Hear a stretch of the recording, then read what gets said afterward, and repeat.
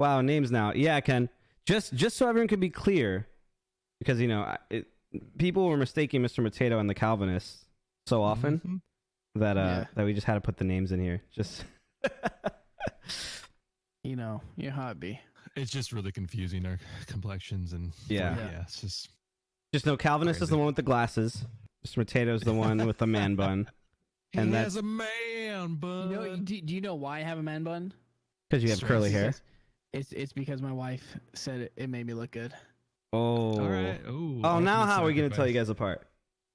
Ultimate sacrifice right there. Yeah, you can't tell us apart now. Hi, my name's Calvinist. Should I just put on... I just so too happen to have glasses. PUBG. Ready to go. PUBG. We just need Ken to say classes in session and we'll be good to go. And technically it's not a man bun. It's in a ponytail. Hello, Redneck Grandma. I love that name. Redneck Grandma. That is awesome. Yes.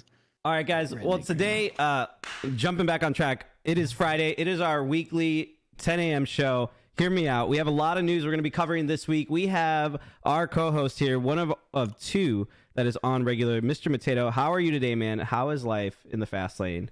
Mixing it up. Well, it's insane, but God is good. I had a really long day yesterday. But then I was able to come home and see everybody and then hang out, and it was just a blast. So, but I'm great. I'm just tired. Yeah. Awesome. Well, we're glad to have you here. Appreciate you being here. Great to be here. And then also making his first time as a guest on the show. He is a regular, faithfully been following the channel for a long time, and now finally has made it onto the show with us. We got him for one solid Friday. We get to hear his story later on. We have the Calvinist. Calvinist.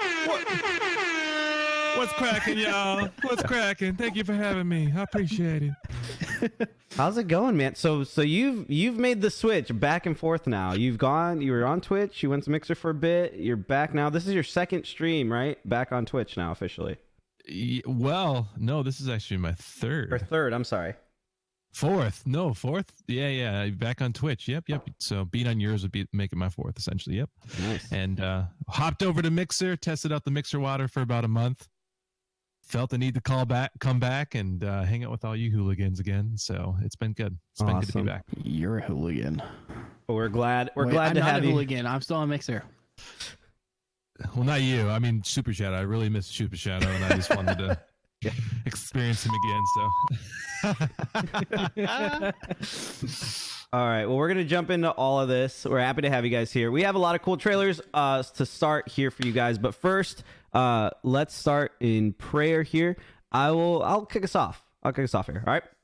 So you guys pray with us. Let's jump in here. Dear Heavenly Father, God, we just thank you for today. I thank you for these two guys, Lord, and just their willingness and ability to give of their time, Lord, this Friday morning when they could be doing, work or hanging out with family, that, Lord, you've allowed them to be here and just hang out with us and to talk news and movies and just be able to build fellowship and camaraderie with one another, Lord. I pray in this time that these things that are get us excited or interested, Lord, in that they wouldn't just be a means and an end of themselves, that we just consume them and just take them and go, oh, that was nice, and move on to the next thing, but that, Lord, it would continue to remind us of how all these things that are being created throughout the week, all this new news that is coming out, is just a reminder of just the image of God that is within each and every one of us as a creator, that we'd be in awe of you and you're working and what you are doing. I pray that as we hear Calvinist's story today, Lord, and his testimony and the mission you've called him to here on this online platform, that, Lord, you would continue to encourage us with that, Lord, and that you would be glorified in it. We thank you so much. It's in Jesus' name we pray. Amen. Amen. All right. Thank you. I need to open my door real quick. All right, you're good. Okay, so I'm going to kick us off here and start us off in the world of trailers. So this first one, guys, it's October, and so with that, there's a lot of scary stuff coming this way. These are some of Calvinist's favorites. Favorite trailers of all time. So, but a reminder, notes are always online. They're going to be in our Discord later on. Ken, make sure to put those in every single day. So this first trailer here, so you guys can go back and watch them and tell us what you think about them. These were all made. Today's notes were made by Mr. Potato. So if you have anyone to thank, it's him for these. I'm going to be showing them to you guys here, and then we'll just talk about them. Just don't at me if you think they suck. All I want is praise. Positivity. Yeah. Only positive things to Mr. Potato. I'm sending some vibes your way, Potato. All right, let's get this. Oh, there's Colt Sorry. coming in with his I'm Twitch sorry. Prime sub. Thank you for that. Positive negativity, exactly. Oh man. All right, this first trailer, In the Tall Grass. I don't even know what to make of this trailer. I was like, I didn't know what to expect from it, and then I just kind of saw.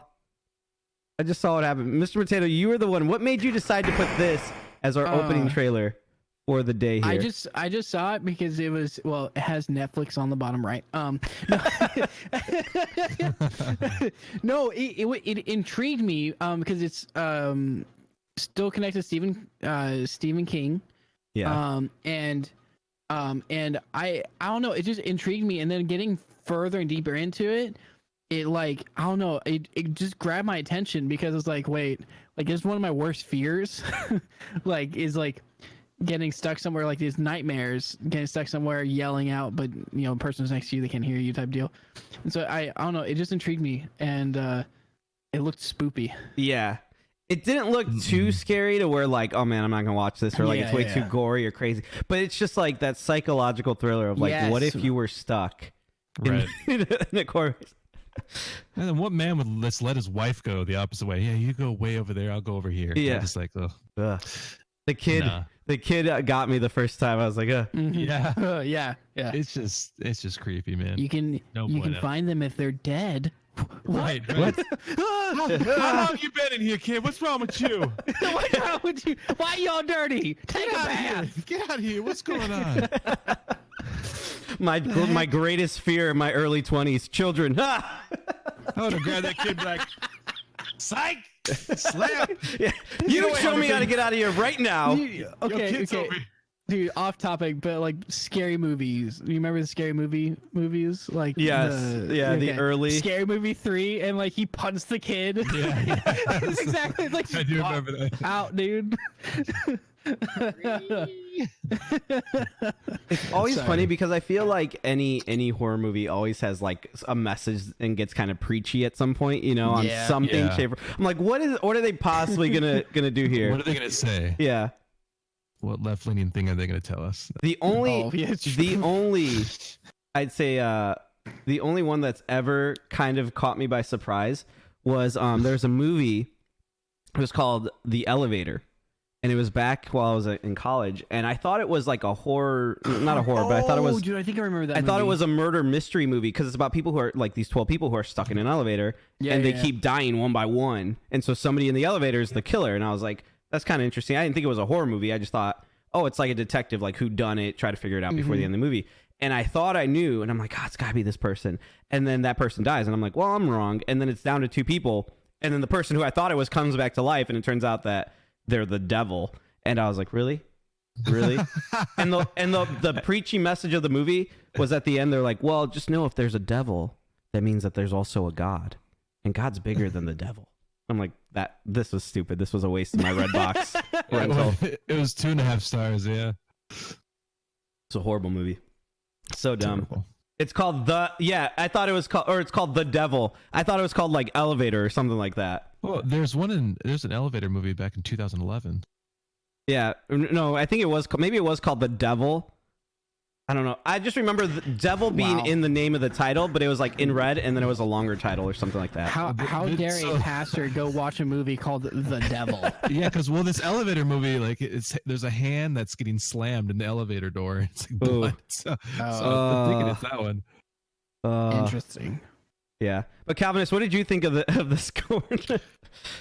The Corn whole maze. green, yeah. So initially I was just like, why? Like I just don't want to waste my mind on that. It's just I'm scared enough. Like, so we live in the country now, and so there's literally a cornfield. That's there is next year behind me. There is. And so it's like, great. Now that I saw this trailer, I'm gonna be out there playing with my kids. Also, there's gonna be a little kid in the corn.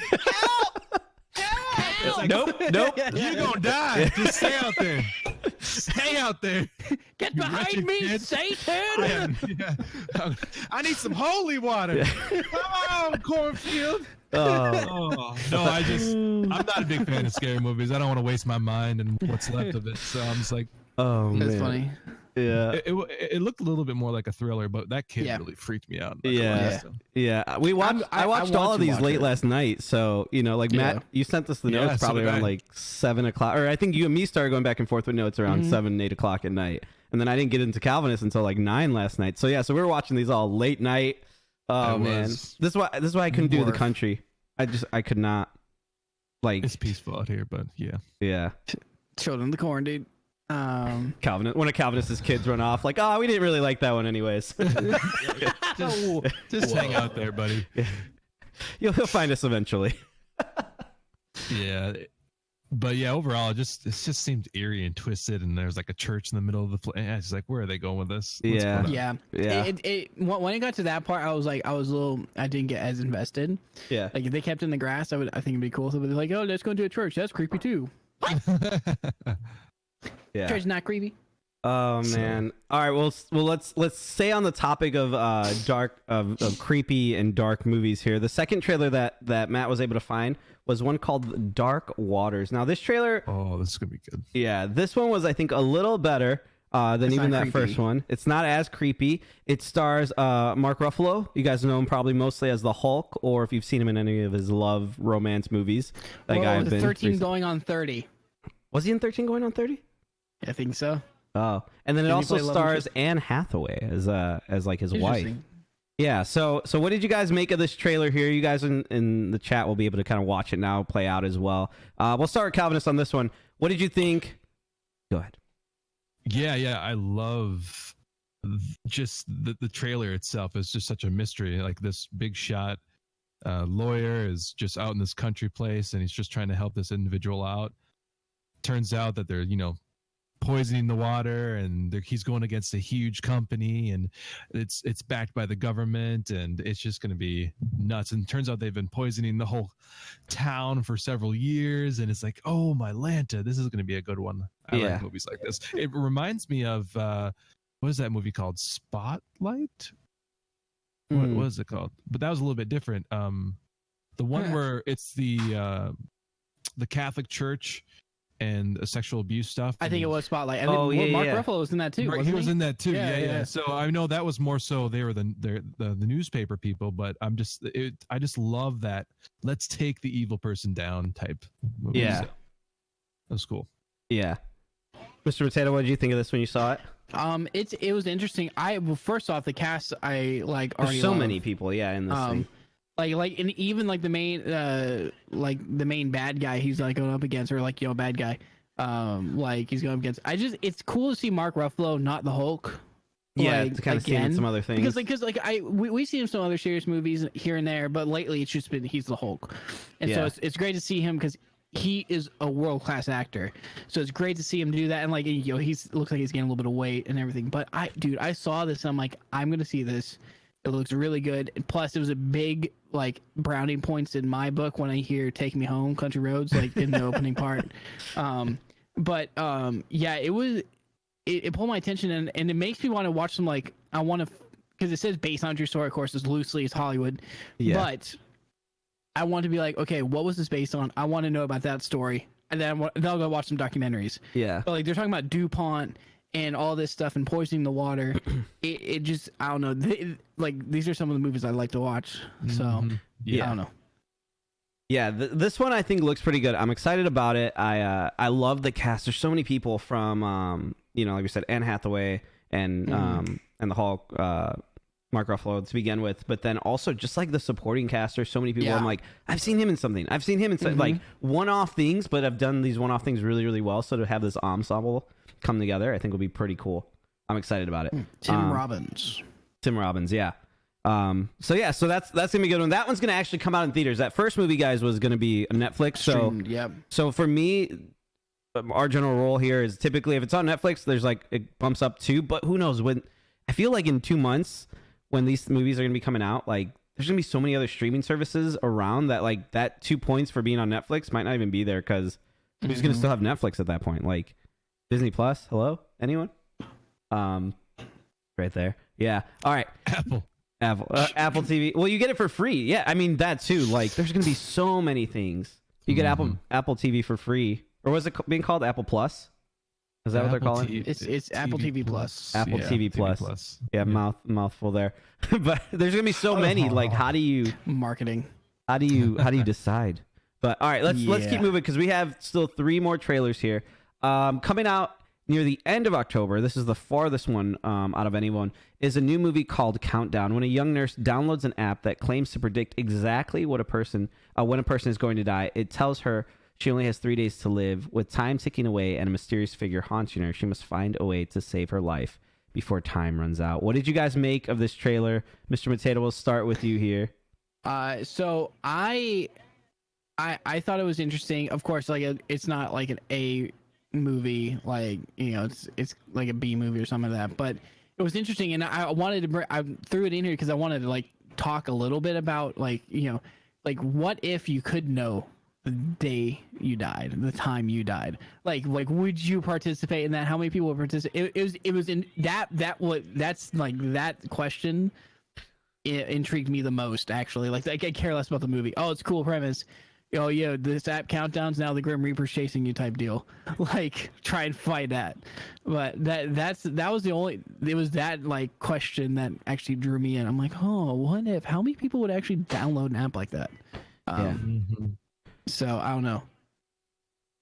Sorry, I hear my wife is right behind me watching a live stream of the Area 51 raid. So we should just we put that on for the end for the rest of the stream. Calvinist, what did you think of this? Would you partake in this thing if you could? Would I partake in it? Nah, I wouldn't do that. I just want to die of old age, so hopefully I'll make it that far. But it's interesting trailer. I was kind of disappointed when I saw the weird ugly hand.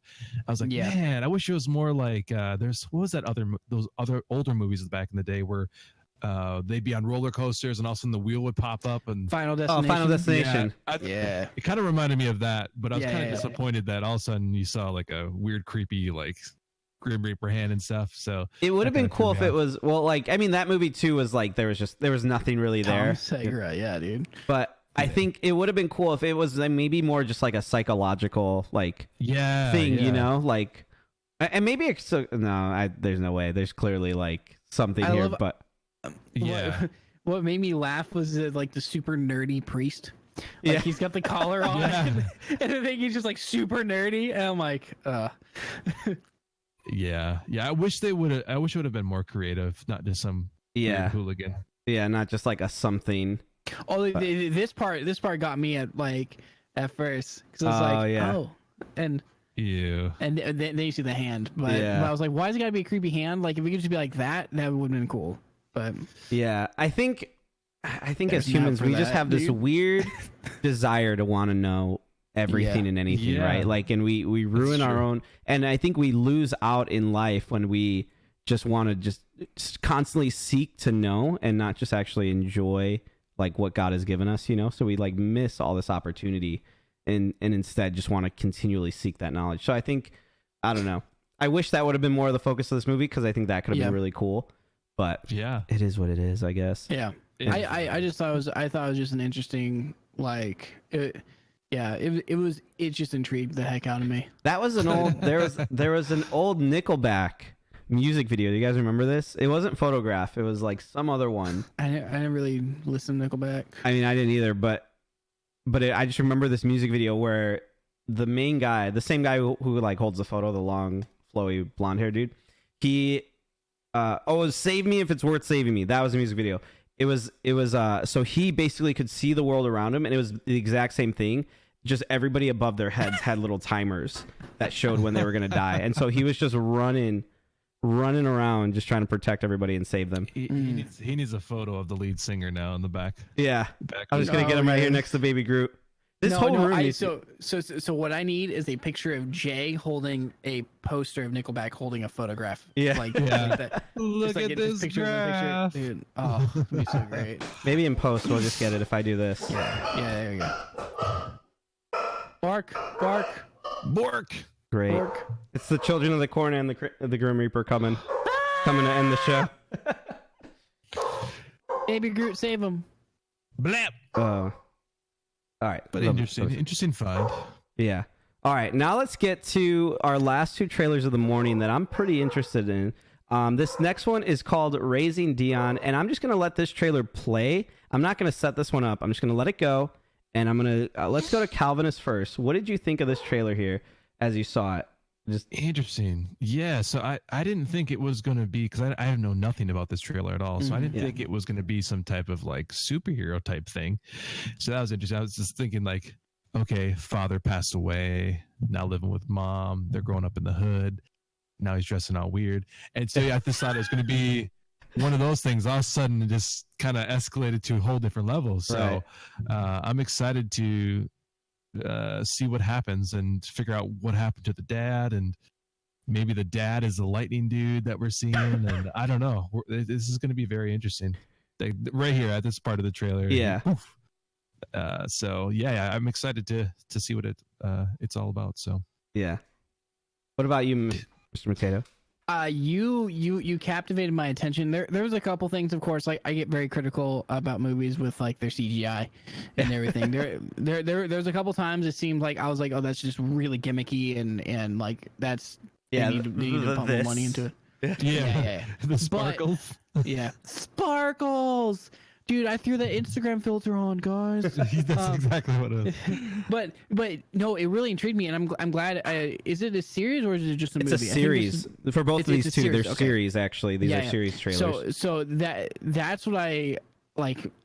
Limited series. You're on a streaming service. That's what I love. It pulled me in. Like, I love Michael B. Jordan, and I want to see more of him in it. Like, I'm hoping that it's not just like you're looking at pictures of him the whole time. Like, I hope there's something, like maybe even flashbacks. But oh, dude, it looks really good. Like Calvin said, I had no idea this was here. I had no clue, and I'm like, ooh, this looks good. I will definitely watch it. Yeah. This was, like I said, like I saw this just popped up for me on like a YouTube video beforehand, and I was about to hit skip, and then you guys need to go back and watch this movie or this trailer. Those of you who are just watching the actual part, but like the music just builds in a way where like you're like, okay, I'm waiting for the shoe to drop, man. Like, is this kid crazy? Like, what's going on here? And then this part happens, and you're like, oh, superhero, like we've seen this before, dad missing, living with mom. But then it just felt like it goes to a whole nother place with it, and and it's really cool. Like, I'm really excited for it. Like, it went from just being like, oh, what is this creepy thing, to, oh, could this be generic, to like, oh, this is something I actually really want to check out. The only thing when it comes to this trailer that I was kind of getting critical on was with Michael B. Jordan. Like, there's a scene in one of this when it starts cutting really quickly near the end here, towards this part, where you actually just see him there, like, and you're like, oh, is he just in the Arctic somewhere, like exploring? Like, what is he doing? Is he in space? What's going on? Because the premise was that he's dead, or like, maybe that's what I'm thinking. Like, is it just going to parallel or do flashbacks of what he was doing in the past to kind of explain what happens? I'm willing to bet 80% that his son's like an experiment that he did or something, that the mom didn't know about. But yeah, this is coming really soon, and this is coming to Netflix in just next week. Netflix next week. So you guys can be looking out for that one. This is probably October 4th. Yeah, this is probably for me it is one of the contenders for what I will be watching out of any of these the soonest. Definitely. Well, and the fact you can stream it too, you don't have to go to the movie theater. Exactly. While we still have Netflix before Disney totally takes over. Goodbye, Netflix. Goodbye. Shut up and take my money, Disney. Yeah. All right, we have one last trailer here. Guys, it's called Living with Yourself, featuring Paul Rudd. Ant-Man. What if you could live as the perfect person, your best life now, the version of you that is the greatest here? What did you guys make of this trailer here, Paul Rudd? Again, another original series. What'd you think? I totally identified with him, especially, with my current work. I just felt like when he was right there, just feeling miserable at work and stuff. I'm like, yeah, I understand, man. I don't want to do something else. Like, I was identifying with him. And then I thought about, like, let's just say there was like a better me here, like dating my wife and all this, like not dating my wife, but they're together and all this stuff. And I'm like, oh my Lanta, like I'd probably be wrestling me around too. So it's going to be very, very interesting. Yeah. Yeah. I was like, at first I was like, how much I could get done? Like if I had a second version of me that could like go to a 9 to 5 while the other me is like creatively making stuff, you know, and then like trade off. I'm like, that would be, but then yeah, you get to the aspect of like, well, wait, if there was two of me and only one of them gets to like be with my wife, you know, like gets to actually like enjoy life with my wife, that would be so crazy and weird. And I'm really excited for this series because I'm like, I don't know, you don't even know who's the original and who's the clone. Like, yeah. Right. That's like, oh man, I don't know, Mr. Potato, what did you make of this here? Oh man, and what makes me more happy about this is a series. So it's not just gonna be like a quick movie. It's gonna be just like over, and like it's gonna be a series that's gonna play out. And I love Paul Rudd to begin with, and I'm like, this just like, because like we've seen these old movies where like it's something similar or anything like this, but with Paul Rudd, I think it's gonna just be amazing. He does look like Joel Osteen. No, I think it's because I said, what if you could live your best life now? Or I was making a meme of him, but gotcha. No, it's gonna be interesting. This looks insane. Like, I don't know, man. Like, what do you do? What do you do? I love how he's at the store. He's like grabbing like a shovel and a couple other things. Okay, where can I buy a gun? I love how he's like, I know karate. Don't mess with me. He's like, you don't know karate unless you learned it in the last 2 hours. Right? Yeah. One thing that I'm thinking about now that I watch this trailer is I think about our culture. You know, we're so desperate to try to find something that we identify with, and then also something that's going to make us really, really happy. And it's really sad to see that we could, if someone invented something like this, people would probably go and do that. People would, because we want to be so efficient. Like, efficiency is the name of the game, right? Like, and we want to be the best version of ourselves that we can be now. Exactly. And in the end, it's just futile. I don't know to say that, but anyways, so it just made me think about the gospel and how much value there is in Christ. So interesting. Because we'll make a mess of it, right? Like, and that's what I think the only thing Hollywood could ever gets right most of the time is that we do, when we try to interfere over and over again, we always make a mess of ourselves, you know? Exactly. To where we end up with two Paul Rudds. Who wants to see that? I'm cool with two Paul Rudds. Yeah. Oh man. Yeah. I don't know. I'd like. Interesting. I'm like, how could this possibly play out? Is the wife going to end up getting cloned in the same way? So then there's two of her, so that, you know. You need to go get cloned so we can be back together. What I don't want them to do is just like end it like basic. Yeah, I don't want an easy ending. We merge you back together and you're perfect the way you are. Like I want it just I just want like a straight like I want brutalness. I hope it goes into the message too that like what is perfection, right? Like I want to see Paul Rudd kill Paul Rudd, okay?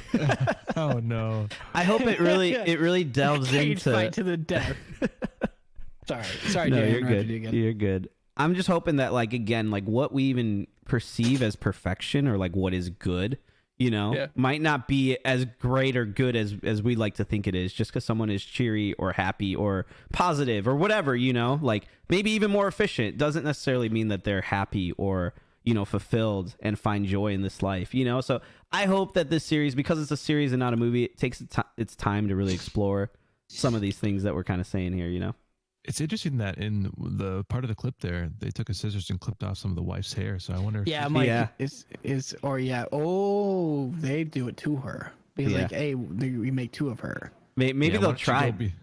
But I don't think, I mean, it shows that clip early on where he throws all that stack of money where he's like, here's, you know, my savings or whatever. So in order for him to get that much money again, you know, I don't know. There's probably gonna be a whole episode on them trying to do that. Oh man. Murder. Chat's freaking out right now. All right, everybody, chill. All right, well, that was everything that we had for trailer news. So now we're going to pass the mic on to Mr. Potato. This is all you, man. You want to kick us off with what's going on in the world of movie news here? Movies and a little bit of TV. But Hollywood, let's go with that. Oh, no, I don't want to be a Hollywood reporter. Heck no. Okay, guys. Sorry. I'm a little hyper now because I had that bang. Guys. So, Breaking Bad movie news. You know, El Camino.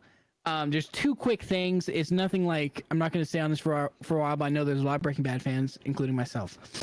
So first off, the movie is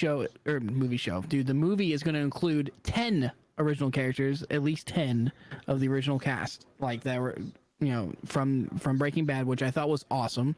But the other thing that I liked about it is that they're actually doing it one weekend only. They're doing a theatrical release, so That'll be kind of cool. You will be able to go see it. You will be able to go see it on the big screen, which I think is pretty awesome.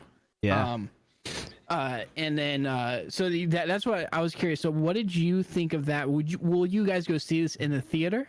Or even if you are a big Breaking Bad fan? Jay. Like I said, I need to finish the last season. I've seen every season of Breaking Bad except the last, and so I don't know. Maybe after I see it, maybe I'll watch it leading up to that weekend, and then if I'm like, man, that ended great, which everyone says it did, then maybe there's a chance I'll go see it on like a $5 Tuesday or something. Well, one of the best series ends I feel like there's a lot of like big TV shows that are big cult like phenomenons, and a lot of them didn't end well, and I feel like Breaking Bad ended well enough. Yeah. But hey, Cal, are you a big Breaking Bad fan? No, so it looks like the series, did it start back in 2008? I think so. Somewhere like that, yeah. It's 2008 right here. No, I was never a big watcher of shows back in the day, so I never started it. I was still playing a lot of Rainbow Six Siege, a lot of video games during that time. Siege. So sorry, not Siege. Sorry. Vegas 2. Vegas 2, excuse me. Yeah. But no, right. I heard a lot about it, but I never ever got into it. Yeah. I got into it because a friend was like, dude, you have to watch it. You have to watch it. You have to watch it. And then finally I was like, all right, fine. We'll watch it. Say my name. I got into it. So my whole crew that I played video games with and everything, of course, I didn't start when it started. I started when it was on Netflix, but like back on Xbox 360 when Netflix had a party function where you could watch Netflix shows together. If you all had Netflix, they had like little your avatars would sit in like a little theater next to each other. You go watch TV together, and so we started watching Breaking Bad. No, it was awesome. It didn't get used a lot, but it was awesome.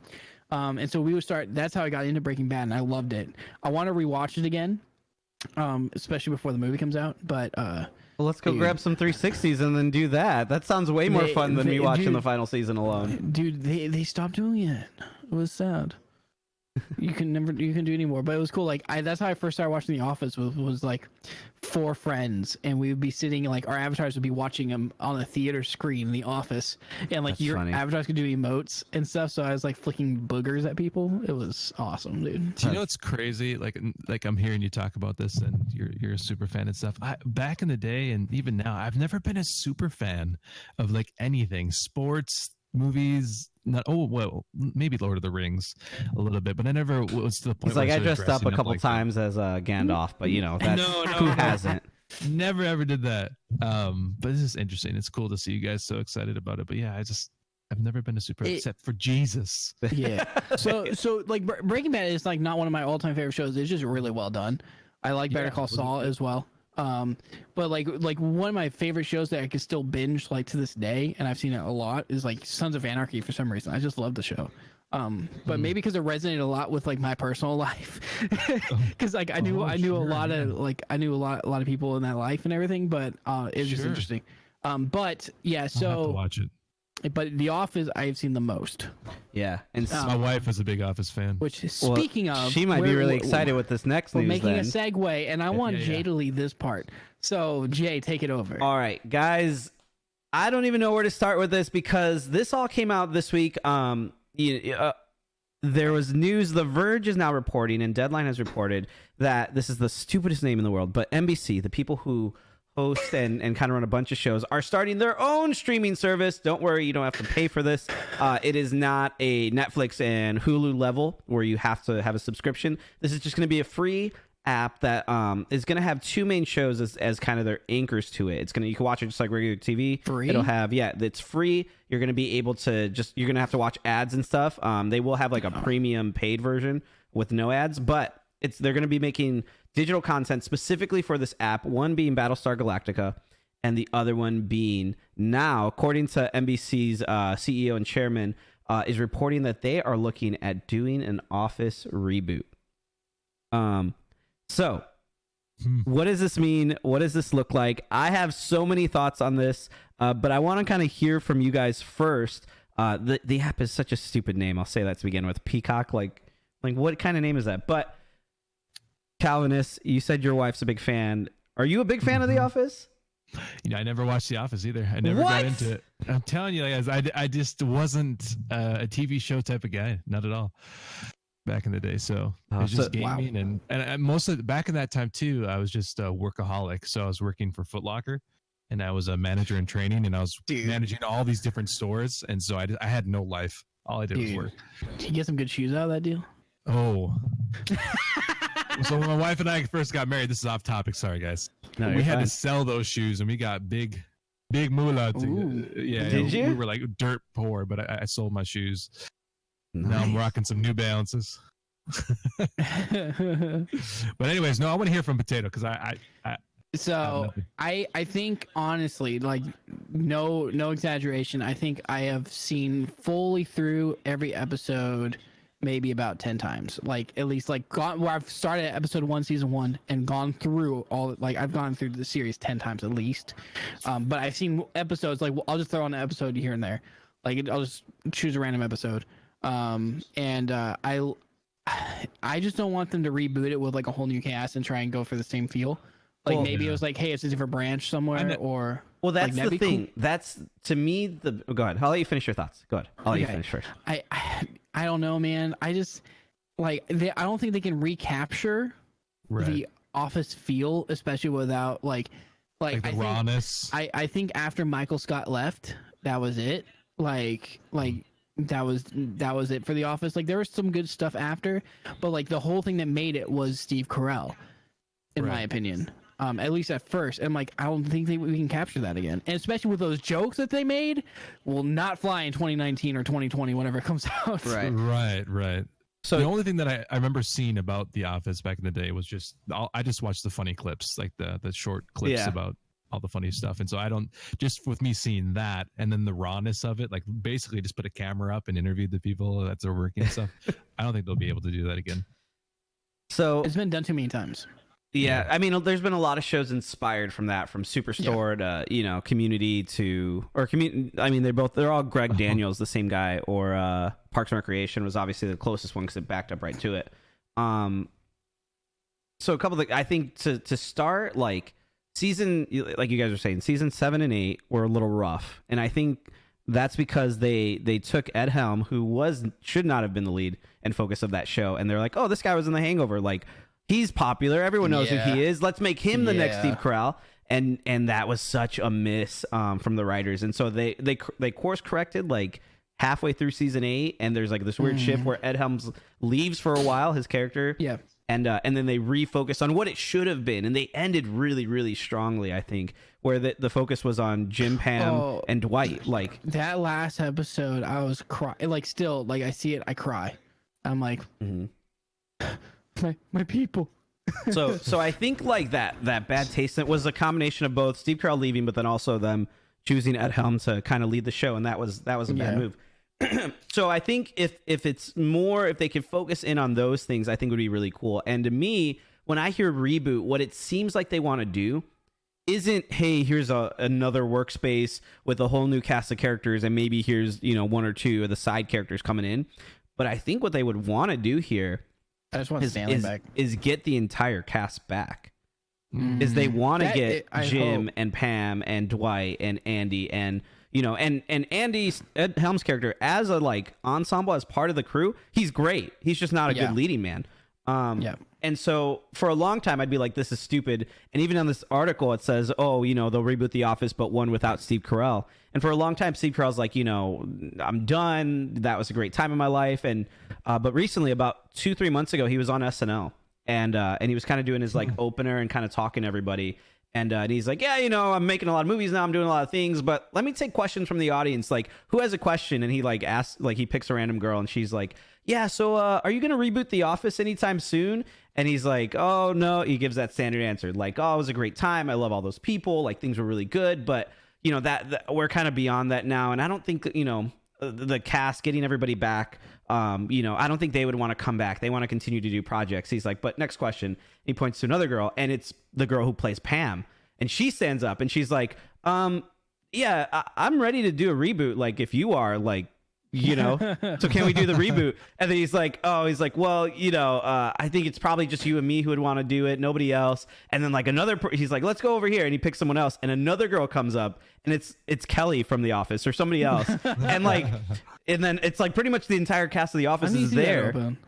Huh? You haven't seen that before? I need to see that open. Yeah. And so they're all like, we're ready to go. We're ready to do a reboot. And he's like, well, I really promised my family that I'd spend more time at home with them. He's like, but one last question. He looks around. He points up top. He's like, yeah, you up there. And it's his wife and kids. And they're like, honey, me and the kids talk. Like, we're totally fine if you want to do the show again. And he's like, well, you guys kind of backed me into a corner. Will we reboot The Office? He's like, and again, welcome to, and just like totally ignores the answer. I love it. And so he doesn't do it. So like before that, I was like, yeah, this guy's done. Steve Carell would never come back, but there's a possibility. And the guy who plays Jim, help me out with his name, John Krasinski. He's all for it. He's like, dude, I would do an Office reboot. The girl who plays Pam, she would do it. I mean, because like honestly, other than John Krasinski and Steve Carell, like none of them have really been doing anything big. Oh, wait. No. Stanley Hudson has been selling pretzels at Comic-Cons. Oh, wow. That's funny. Has he really been doing that? Yeah, he actually started his own pretzel company. I just remember too. So from like 2009 to like 2013, we didn't own a TV. Yeah, that's what your wife was saying, I think, in chat. Yeah. So we were going to Bethlehem where we were totally like cut out from the world completely. So You say Bethlehem? Bethlehem Baptist Church. Yeah. Oh. I thought you guys meant like you were literally going to Bethlehem, like on the we weekends. were living in Bethlehem. we sold our TV and our shoes, so we go to Bethlehem. We go to Bethlehem. My wife was working at the inn that rejected Jesus. It was like a really weird time in our lives. It was crazy. It was absolutely nuts. Beautiful stars, though. Yeah, exactly. Let me tell you about those stars, though. Let me tell you. But so I'm excited if this actually happens, and they could get Steve Carell back. I don't know how, in terms of story, that they could make this work, because the end of The Office is, Steve Carell's off with his family. Michael's living in other states. Can't we do a reunion? Yeah, I mean, could it be that? Could it be like, hey, here where they're gonna do a weekend long, and it's just like more like in 3 days. Here's Friday, Saturday, Sunday, but the episodes are, here's what these people are doing, here's this group, and they're all coming back together for I don't know what, a reunion booze cruise. Yeah. The Office on a ship. Booze cruise. Yeah, Michael starts another paper company. There's so many like theories and ways that like they could come up with some reason. I just hope it doesn't feel. Dwight just needs to be forced. There. Yeah, Dwight started. And Creed. Yeah, but man, I will tell you, like at first I kind of rolled my eyes, like, okay, this Peacock app sounds really stupid. Well, Another the name streaming is just idiotic. service. But like, I'm not a big Battlestar Galactica fan. But I am. There are people. I know there are people like Mr. Potato who are huge fans. Yeah. It's awesome. So I never watched the original series. Clearly, I wasn't even alive. I know Ken was like already 100, but sorry, Ken, I love you. But I did love Battlestar Galactica, and I would love to see Battlestar Galactica again with way better like CGI and some new actors. I think it'd be really cool. Sorry, I know we just went off topic. But No, you're fine. Because I think that's the passion that like those fans have, and so you mix those fans in, and it's going to draw on a lot of people to the app there. And then if you have The Office rebooted with the whole original cast, and literally it could be any premise, as long as it makes sense or is goofy and funny and goes back to those early seasons, or really what the end of season 9 was, I think like you have an amazing app already with so many eyeballs that are there for those two shows alone, and then you bring in all this original content. I think this could no offense, Calvinist, but could easily be better than anything Apple TV has to offer to begin with, because you have such a big name shows right here with this. Right. Yeah. So, and I'm gonna move on to our next topic. And it's a little different, but we're talking about SNL and NBC, right? Because NBC has SNL. So my question is, and I know we're kind of like, it's not really movie news, TV news, but has cancel culture gone too far? You want to explain to the audience what that is? Yes. So cancel culture, I'll try and explain it my best way. I'm not like super smart. Sorry, my webcam is hidden right now because wife is in the shot. She doesn't want to be seen. But so outrage culture, pretty much Twitter outrage, and cancel culture is like, well, hey, you did something wrong in your past. We don't agree with it, and you should be fired. You should be ran away. Like, don't come around.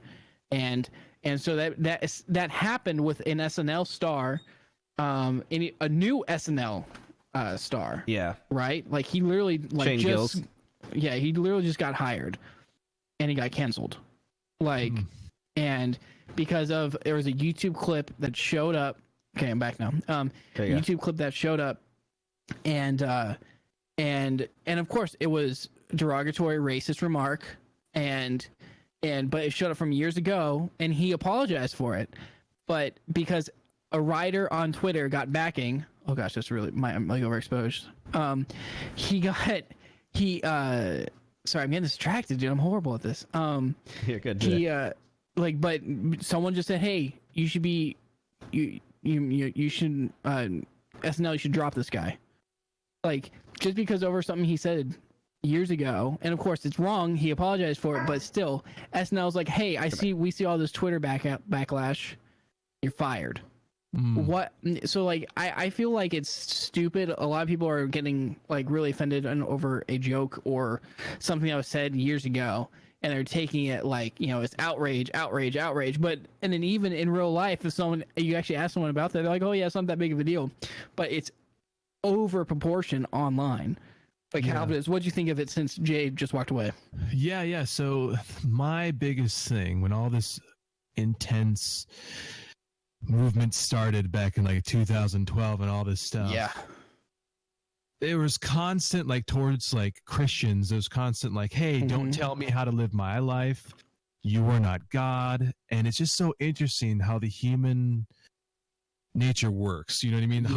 How humankind works. It's like, no, we don't want you to tell us how to live our lives. I'm going to tell you how to live your life now. So it's like interesting how Christianity was in like #1 spot in the US. Now it's flipped to a new religion of this over positivity. So when I saw this, I wasn't surprised. Oh yeah. And so I was even thinking about myself too. Like if I were to run for office because of my past, I would get fired in a heartbeat. Like, there's no way that I could do anything that's of importance, because people would dig up the smallest detail about me, and then I would be called racist. And he worked at Foot Locker. Fired. Foot Locker supports the cutting off of ears of pandas. I don't know. And exactly. It just goes crazy, and it's just, I don't know. I just think it's out of hand. I think it's emotional. I think it's people who, unfortunately, are in power that are emotional or have some mental disorder to the fact of, I don't know, people are just power hungry is what I'm trying to say. People are just power hungry and want to control things. And I think one of the biggest thing is too, is like, there's not enough common sense or use of logic going around nowadays. Like, that's so I was raised, like, I'm younger, like, and I'm not like a lot younger than you guys, but I'm 26. But like a lot of people my age are responsible for some of this outrage culture, and I was raised by my grandparents, and my grandparents are currently in their like 80s, like, and almost 90s, and so they taught me like, hey, don't let emotion rule these decisions. Think about it, like, use logic, reasoning, and common sense, and of course they told me to pray, but like, it's. Like, but there's not enough. Everyone's like, hey, look, I feel horrible about, or like, that this makes me feel bad. Like, I'm offended, emotional. Does their emotions take over, and it's too much of an emotional response, and it's just so dumb. Yeah, I just don't get it. Yeah.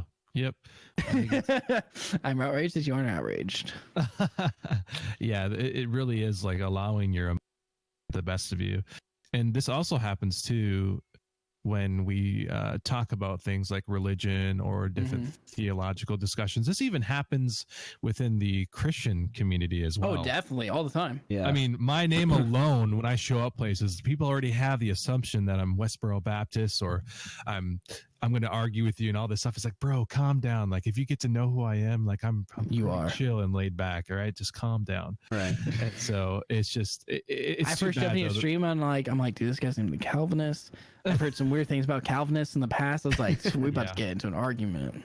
Yeah. It's just, I don't get heated over that because in the end of it, arguing and all this stuff, it doesn't get us anywhere. It just tears us apart. Yeah. I think it's so easy for us to constantly look at the other side and think there's the problem or therein lies, and we forget that we're all people, we're all people that make mistakes, that fall short of the glory of God. And I think as Christians, we need to be leading that front of showing forgiveness and trying to be understanding to everyone and anyone, and get that people grow at different times. And it stinks that like we live in a day and age now where it's like people can't even talk to each other or have a disagreement on things. Like even within Christianity, like it gets rough because it's like, man, did Christ not call us to continue to love one another, and that it's in and through our love that's how they'll know that we're Christians, by our love that we have, and not that we not that we water down the gospel or what the Bible says is true, but on being realistic on aspects where it's like, well, the Bible doesn't specifically say or give a great detail on this particular thing. So having a difference of interpretation on a secondary doctrinal issue is like, okay, maybe it causes us not to have to worship every Sunday in the same building, but to be able to have conversations and to be able to have real dialogues that hopefully grow us and mature us, instead of just being like, well, clearly you're not a Christian if you don't baptize in immersion, or whatever. I think it's sad. Yeah. It's sad that that's the day and age that we live in, and that this cancel culture is an aspect of it, I think. Cancel culture, outrage culture, it's like all in the same thing too. It's like me growing up, I was able to have like, debates about like, like the presidential races or whatnot, because I was always told by my grandparents, hey, we can disagree on stuff and still love each other.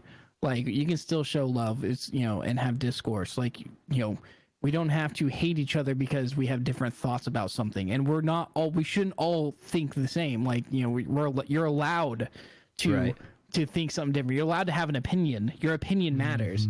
And so like lately it frustrates me. I've had to talk to the boys about it because they were in California in the public school system, and being in some of the lower income areas, the only white kids sometimes in class. Yeah. And my 10-year-old nephew last year was like bullied in school because he was the only person that voted Republican. And, because he was like, I saw some of the policies. Like, he's like, yeah, I'll go for that. And then he got mocked the rest of school because he was the only white kid, and they called him Trump. And it was horrible because, and on election day, they said, like a kid said, like, please don't deport me to my nephew. Like, and it was just outrage. Like, it was just outrage in the school system. And like, this kid's like 9, and I'm like, a 9-year-old's being bullied over politics. Like, what? Yeah. Like, this shouldn't happen. We should be allowed to have differences of opinion. Can you close that a little bit? Yeah, it just shows the importance of how God designed, man and woman, husband and wife, and the whole family structure. Like, it's so important to have the dad and the mom be role models to the kids and watch them do life together. And when they worship and put God first, it just goes to show, like, you can even see it in our politics from the top down. The top is just melting and on fire, and it just spreads chaos into the rest of the country itself. And one last thing, it's interesting how this has also come to the streaming, Twitch or any of these other platforms. And I think it's important for us Christians, while we're streaming, to not be like the unbeliever streamers. What I mean by that is, what am I trying to say? Like, get defensive in chat. Like, if someone, what's an example? What's one of the streamer things that people get upset about? Like, when you hop into their chat, like, don't ask me to play, or you promote yourself, you're gonna die and get timed out. Like, it's just, you're gonna die. You know what I mean? Like, we don't need to overreact. Or if we have a collab and something happens, like, let's not treat each other like dirt, right? And cut each other off because we miss a collab or whatever. Like, let's not be that way. Let's be Christ-like to each other and forgive one another. And yeah. So- No, I think that's true. I think that we need to be setting the example of like it's okay to have dialogue, you know, among just even like when you have people come in and they're like, "Well, I'm not Christian, so I should leave." I'm like, "No, like no, stay. like hang out. Like you don't have to go That's anywhere." the point. Yeah, Like, exactly. You know, Right. and I think it's just it's sad to see that more and more in our culture is like, well, if I don't think like you, if I don't act like you, then clearly we can't hang out in the same room together, you know? Even in an Right. online chat room where, you know, And it it's- proves my it's- point too. Like people viewed Christians as the ones being judgmental and you need to get out of here, but instead it's put on us and we're like, bro, no, stay here. Like that's fine if you think differently. Mhm. yeah. So But yeah, it's sad, and I think it's just something that we have to continually work against, you know, like of Yeah. exactly. cautiousness being how are we being perceived, and how are we welcoming others in, or are we just contributing to that more and more in our own online influences and spaces that we have where we kind of are able to have a platform, you know? Mhm. No more division, man. Screw it. Like, I hate it. So, if you guys are good, I feel like do that it. was a great topic and a great conversation because I think it brought out so much. But let's move on to a different topic. We were moving on to our games section. Yeah. And I got two couple things to talk about. And one of them I think we'll be able to bend Calvinist's ear on. There we go. Wait, hold on, sorry. And Higgs says it's rough because good to discuss through topics on both sides have a legitimate point of views, but nowadays people can disagree. Yeah. It's exactly what we just talked about. It's ridiculous. Yeah, can't even have a proper debate without someone getting their feelings hurt. Meister says I solve all these problems by not being social and having no friends. And it works, Meister. But okay, so video games, guys. So we only have two topics All right. on video games for this week, and first is Apex Legends. So, and they announced a new character, a new legend, or whatever you call him, hero, whatever you call him. I forgot. I don't play Apex anymore. But it's for season 3. They announced a new character, Calvinist. Well, when was the last time we played Apex? And man, are you it's been excited for season 3 or no? it's been like a month. No, I'm not excited. Kind of over the Apex grind, to be honest. That's why I even went back to PUBG. It was fun while it lasted. I mean, it was really, really fun, and I enjoyed it. And I just think with the new Call of Duty coming out and other stuff, I think it's gonna get swept under the rug. Yeah. Yeah. Yep. And some of their server issues and the cheating. I just think that a lot of people are. Have just you like, guys run into cheaters? I have never ran into a single cheater on Apex. Oh, really? No, I have several times. I just assume the Granted, best you've of probably played everybody. more than I have. Yeah, I was playing with when I was grinding with Jono and Austin from LCG. Mm-hmm. Yeah, we ran into a lot of cheaters, Interesting. and so, but I don't know. It's kind of sad. I had a lot of fun with it, but I'm not looking forward to season 3. Yeah. Yeah. So I mean, the character looked cool himself, and you kind of had this whole little Yeah. backstory here Yeah. of like who they were and where they're coming from. So like that It's was a kind very of cool. Overwatch. Like it's a very Yeah. Overwatch style. Like they totally did that from Overwatch. Yeah, they took the whole like here's a little backstory of who they are, but Yeah. I don't know. Yeah, I mean, I don't know. There's just too many. I think you're right, Matt. There's just too many games coming out right now this fall Exactly. that everything it's going to get swept under the rug. It's not new enough, and they're not doing anything crazy enough. At least they haven't announced with season 3 yet.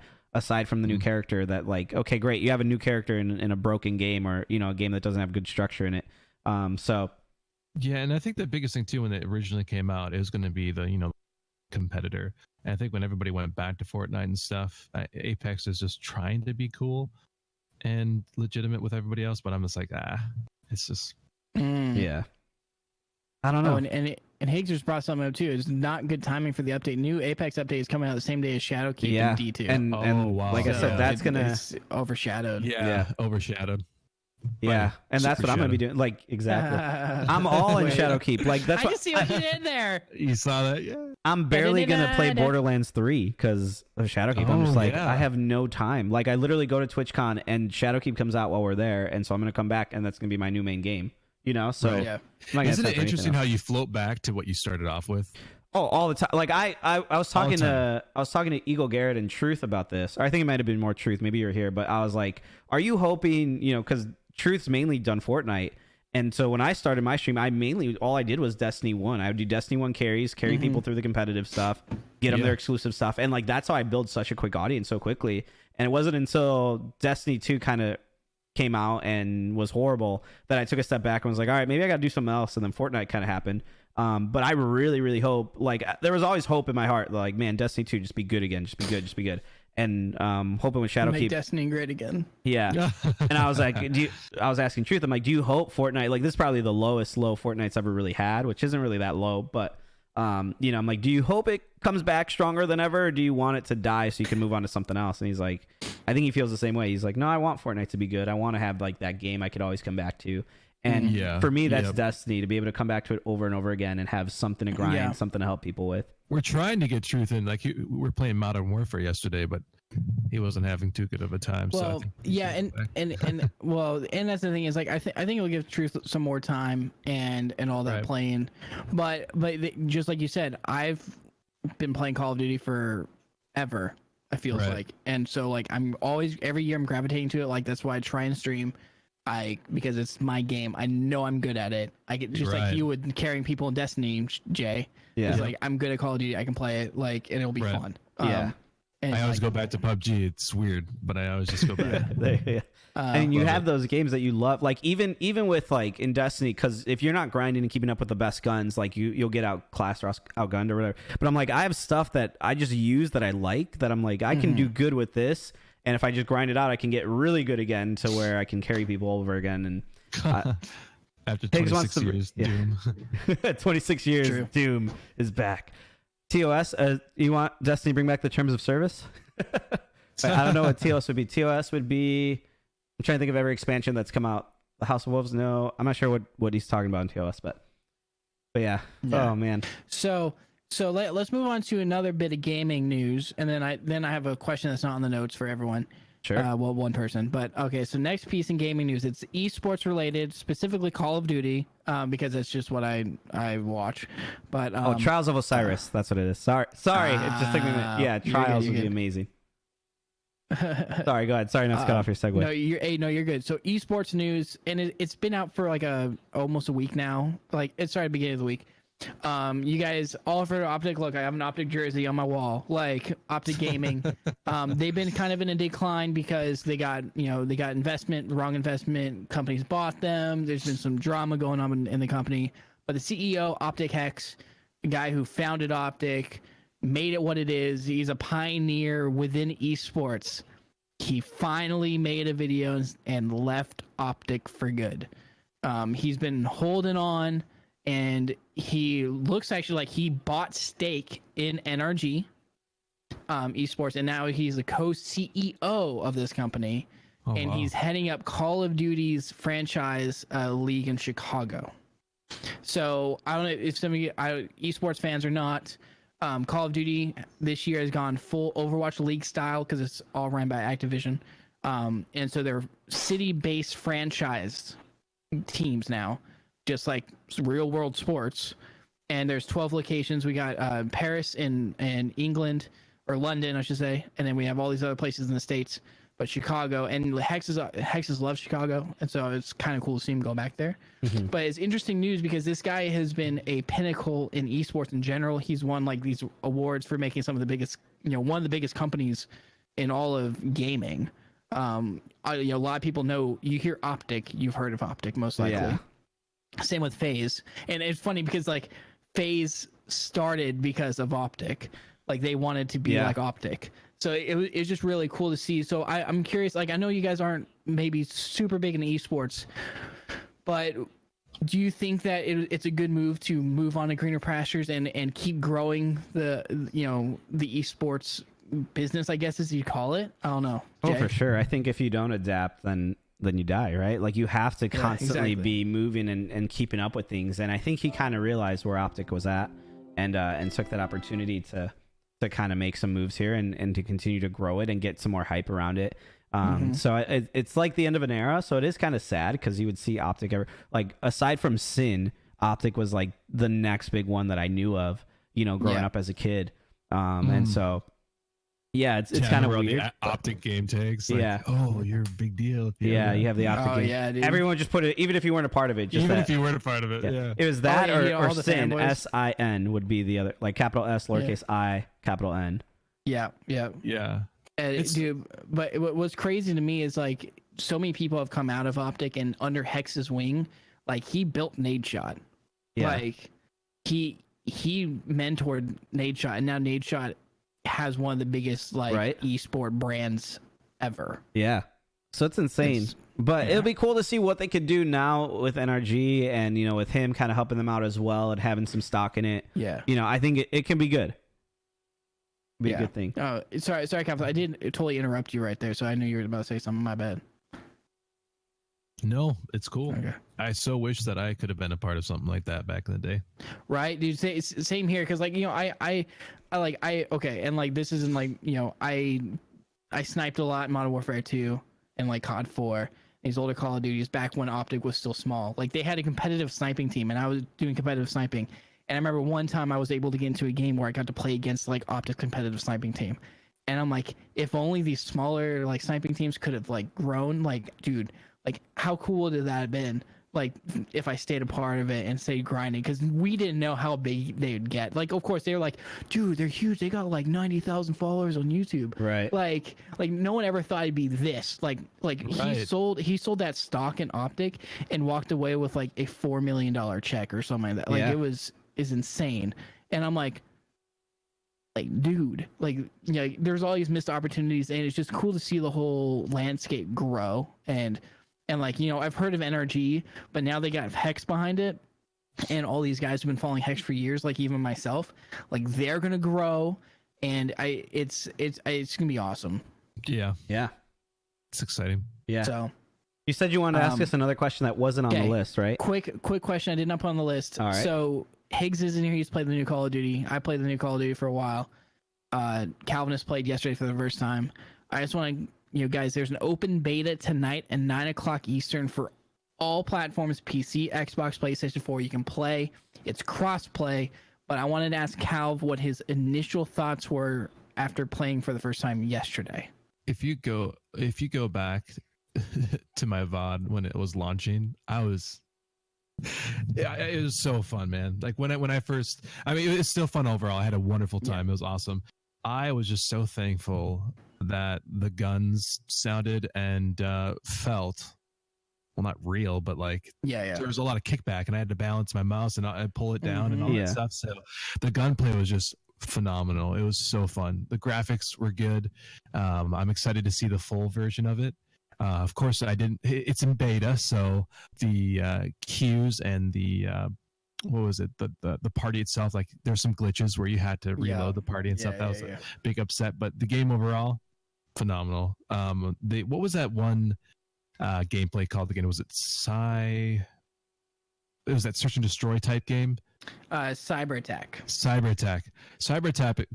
is where it's at. I can see a lot of competitive individuals getting into that, and I'm excited to see where it goes. I want to get my own group together and just be full send, like, hey, we're focused, we're gonna get into it. And so dude, so like with yesterday I probably put in about 30 hours into the beta because I played PS4 weekend, and so I put in a lot of time, and I love this game a lot. It's like nostalgic, super nostalgic for me.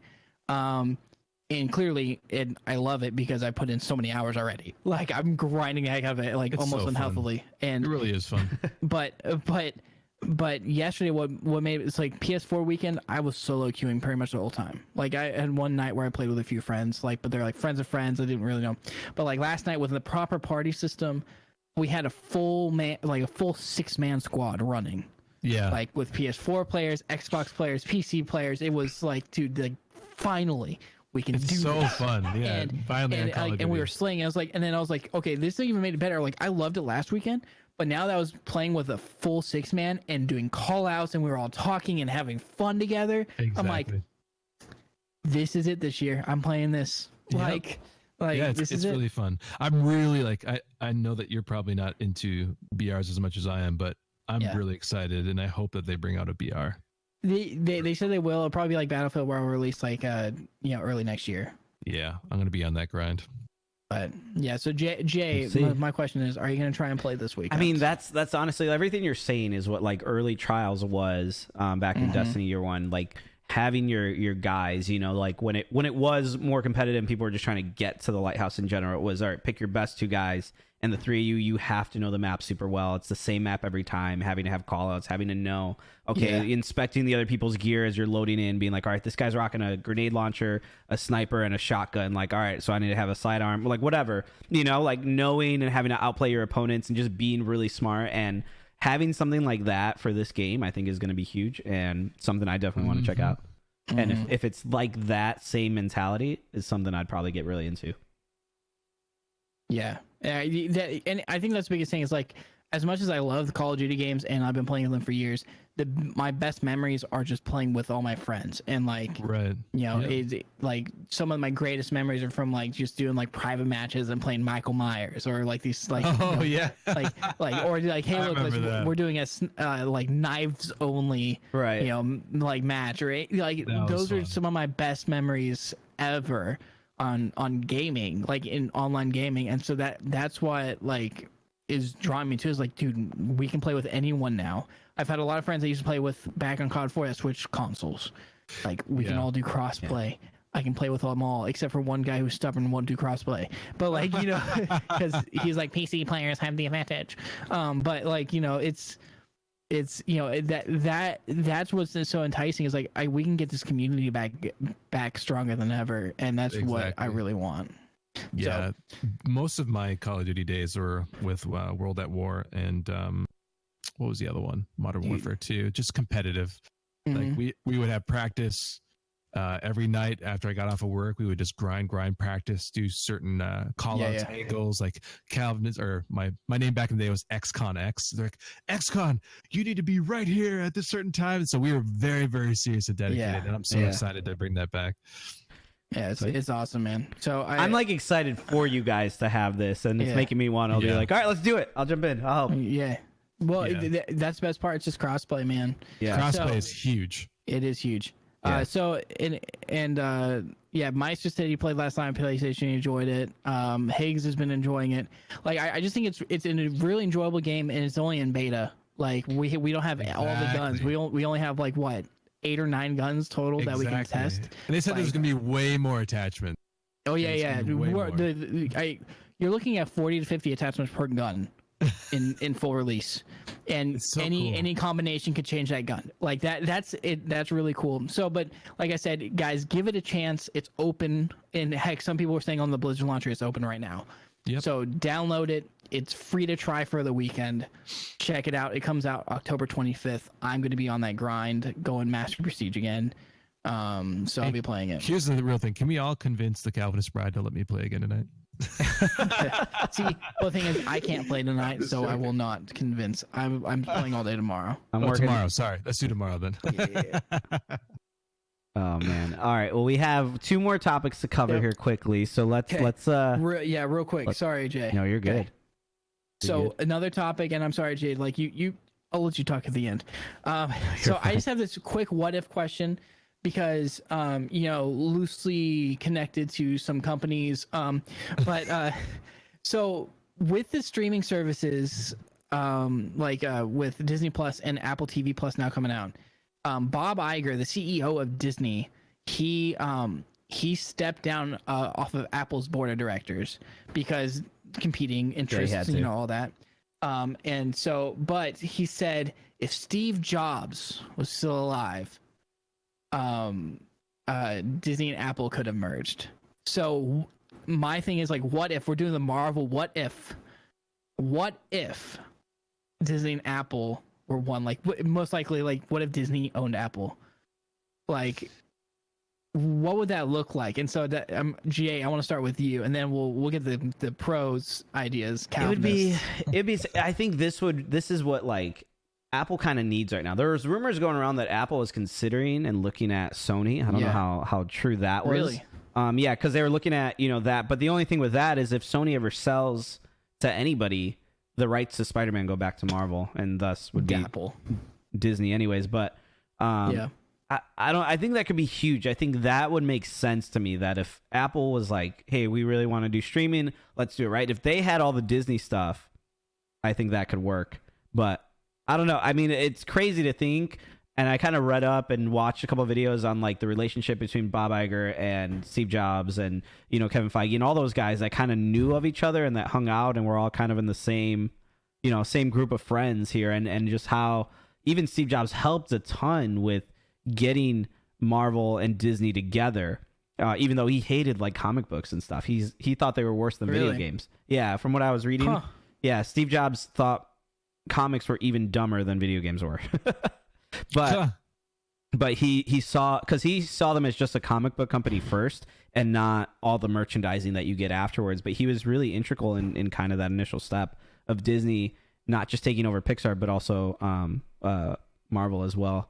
But Calvinist, you're the inside man here. You have the most insight, I think, out of any of us that you could bring to this. Yeah. So what do you think? Being the guy on the inside and knowing what's up, I think it would be if it were to ever come out now, I think it would be a very, very smart move, because the company itself is focused on healthcare and like a lot of educational systems, like what am I trying to say? I can't think this morning. Schools, the school system, and etc. A lot of schools are getting a lot of iPads, Macs, etc. And I think it'd be such a neat idea for them to buy the company or just buy Disney and then put all that stuff on their iPads, because it'll all go to the kids. They'll get a lot of good rep at it. And I think Apple, just being really good at innovating, would do great things with Disney on top of it. So I think it'd be a wonderful idea. They should do it. This was like back in like they could have done this before. I think now at this point, I don't know if Disney would want to. I don't think that they could. Yeah, I don't think Disney. I think Disney's doing fine on their own. To where they're like, if they did it would have been. Now it would have been insane. It would have been insane. It would have been a really good idea. They would have needed to do this like 10 years ago, like when the Marvel Cinematic Universe was first starting up, and people weren't confident yet in the MCU. And if Apple would have did it then, I think it could have been great for now. But if let's say for scenario hypothetical, if Steve Jobs was around now and Disney and them talked, I think Disney would be doing more for Apple at this point than Apple would be able to help Disney with, for sure, in this sense. I think it'd be a mutual agreement. Like, yeah, it'd be good for both of them. I think Disney both have a lot of pull no matter what. They're just juggernauts.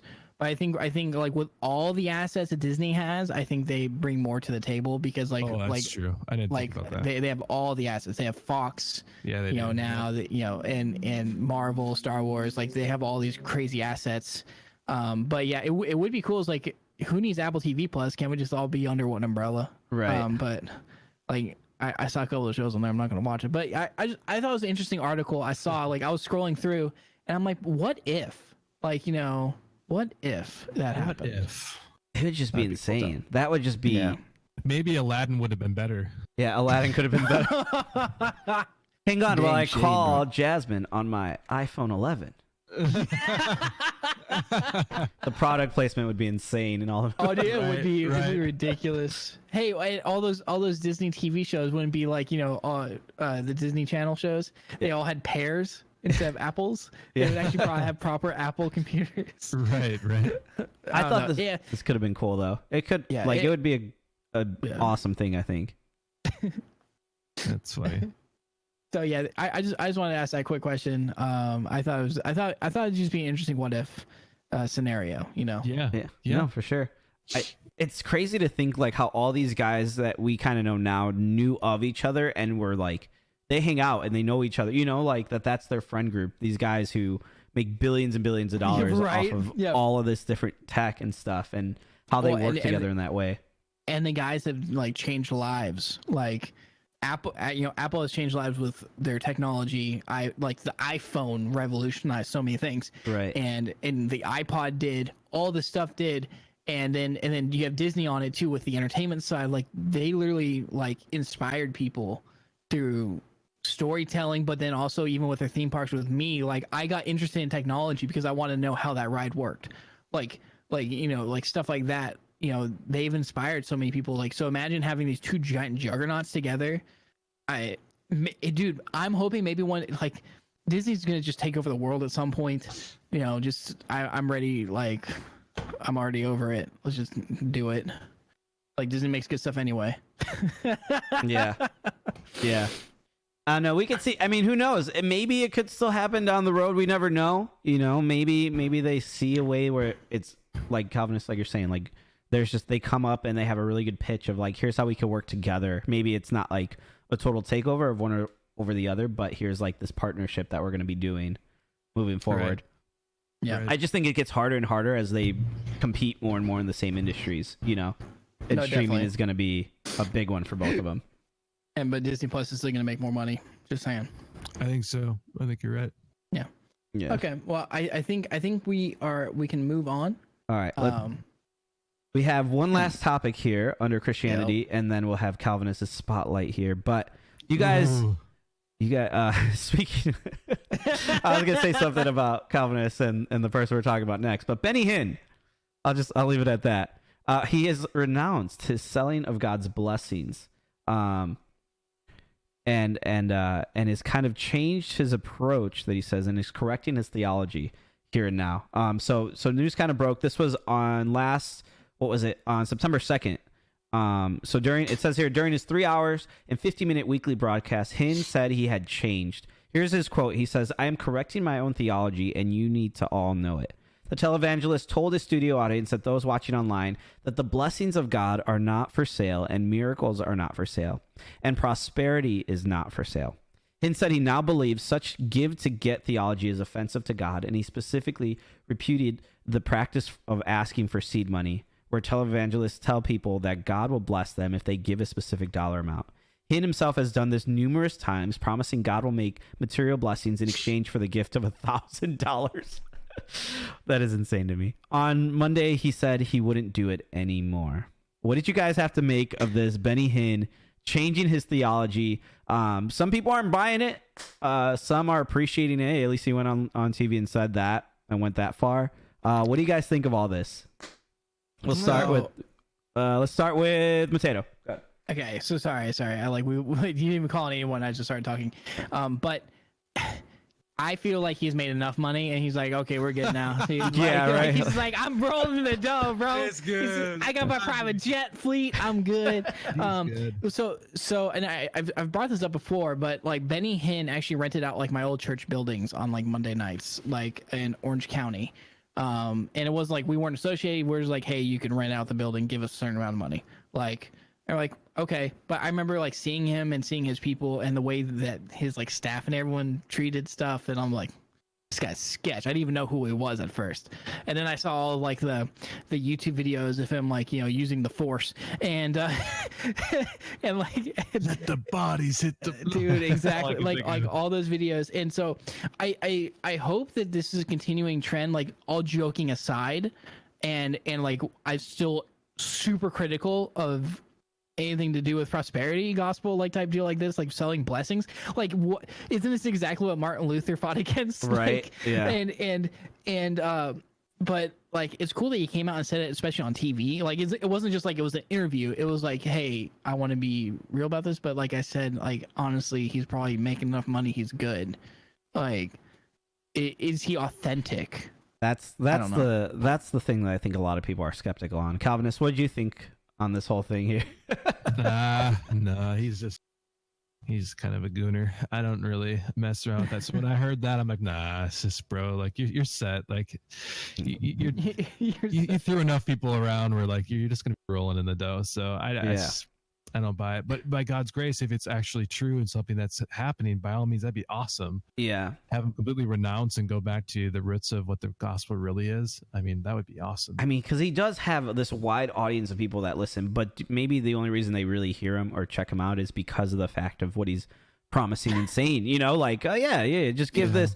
And it's insane because how many people have been hurt by this, that, man, Right. I'm going to trust God. I'm giving this $1,000. I'm taking it out of my child's, like college fund, or I'm taking it out of like the last bit, or I'm taking out a loan because I'm trusting God's going to do. And then, nothing comes of it. And this man's now living his best life now because of it, which is just, it's crazy. And he says here in this quote, he says, I think giving has become such a gimmick Hin says, it's making me sick to my stomach, and I've been sick for a while too. I couldn't say it, but now the lid is off. I've had it. You know why? I don't want to get to heaven and be rebuked. But then the article goes on to talk about how Hin has apparently done this before in the late 80s and then again in the early 90s. And the report, yeah. And there were reports that at the time he had recently changed too. He went on to preach prosperity again, though, just a couple of years later. Because he started running out of money, bro. He's like, oh, I need another loan, dude. Like, oh my gosh. Now he was talking about being sick to his stomach. That makes me sick to my stomach. Is like, I'm selling blessings. Yeah, then why are you doing it? Yeah. Well, stop. Just stop. He said it would be nice if you sat down with John Piper or something like that. Yeah. Then it would be cool. Like, to me, like, that would be like, he's like, hey, I'm renouncing it. All the money I've made from this, I'm going to give to other things. And I want to start clean and start fresh, you know? But yeah, that's what the article went on to say, is if he sat down with John Piper, it'd be nice or something like that, and say like, yeah, this guy's truly repented. He's really, you know, but I don't see that happening anytime soon in this guy's near future. I think this might just be another trend of what he's doing. Who's John Piper? He's a plumber. I didn't mean it. I never realized this because I never really looked too much into it because of, you know, like, I just wasn't interested or didn't know. And I was like, I didn't even see this. Like, Hin's financial practice has also been investigated twice by the federal government. And the U.S. Senate launched an investigation of Hin, Joyce Meyer, Kenneth Copeland, which, well, I didn't find anything weird about Kenneth Copeland, but pre-flow dollar, dude. Wait, this guy's dude, because he's given they tried, but then he gave him those weird eyes, you know? Bro, dude. Man, that crazy video still eyes. gives me, dude, that video gives me nightmares to this day. That video will probably give me and continue to give me more nightmares than the Children of the Corn video trailer we watched today or anything else. Yeah. Dude, like, is this bro over here like possessed or something? Like, he's creepy. He's like, creepy. And so, yeah, the whole prosperity thing is selling blessings. Like, this is exactly like I just said earlier. This is like what Martin Luther like fought against. Like, history taught us nothing. Yeah. Oh man, but all right, yeah. So, I mean, like, time can only tell, and I think as believers, we're not to be idiots and dumb and like fall back into and accept people instantly. But I think God does, you know, call us to pray for these things. So let's hope, you know, even if it's happened before in the past, let's pray and hope that this is genuine and real, and he stops leading people astray with this, and maybe even help really lead some people to the Lord through this. You know, if God can use the behind of a donkey, like, I'm sure God can use this guy too if he really is repentant. And you know, so I think we'll leave that at that. And now we're gonna get to the meat and potatoes, the real theology right here. Now let's turn it over to the Calvinist. Let's do our spotlight segment. Give us your testimony, man. We're gonna probably stop you at some point to ask questions on it, but Sure. Your life story here, your testimony, how God has brought you up in this, and then also your call to ministry online in this space here. Sure. Yeah. Okay, guys. Well, get ready. You better get your seatbelts on. This ain't no fluffy duffy over here. No. So I grew up in a household with my mom and my brother. We didn't have our fathers in the household. We have two different dads. And I also had a half brother and a half sister as well. But they didn't live with us. It was just my half brother and my mom. And so my mom would work the late shifts. And then our basically during the day she slept, and so us kids, like, we would basically do whatever we wanted all the time. So I was basically an orphan. And during that time, I mean, if you ever leave kids to themselves, you'll get into a lot of junk. And some of the junk that I got into was pornography, sexual things. And so at a very, very young age, all that stuff influenced me. So it was just very, very hypersexual, did a lot of stupid stuff, and no one watched me. And as a result, just chaos. We'll get to that in a little bit. But when I was young too, I was also at a lot of daycares, a lot of different things like that. And so at the daycares, I was like abused. I was held up by my ears and dangled over stuff. And so a lot of crazy stuff happened to me as a young kid. And so it's just absolutely nuts. So when I hear stuff from Mateto, I'm like, yeah, in some similar ways, I can identify with what you've been through. And so as years progressed, because I didn't really have a family structure or a family system in place, I always felt abandoned, and I always felt like I didn't belong. And I also grew up in a basically all white town where I was like one of 4 black kids. Or I was mixed, but nonetheless, I was just with the other black kids thrown into that bunch. And my grandmother was racist, and so me being in their household was just awkward as heck. And just being different from everybody else in my family, because everybody was white, it was just very hard for me to try to find identity and wholeness somewhere. And so it was just really confusing for me as a kid.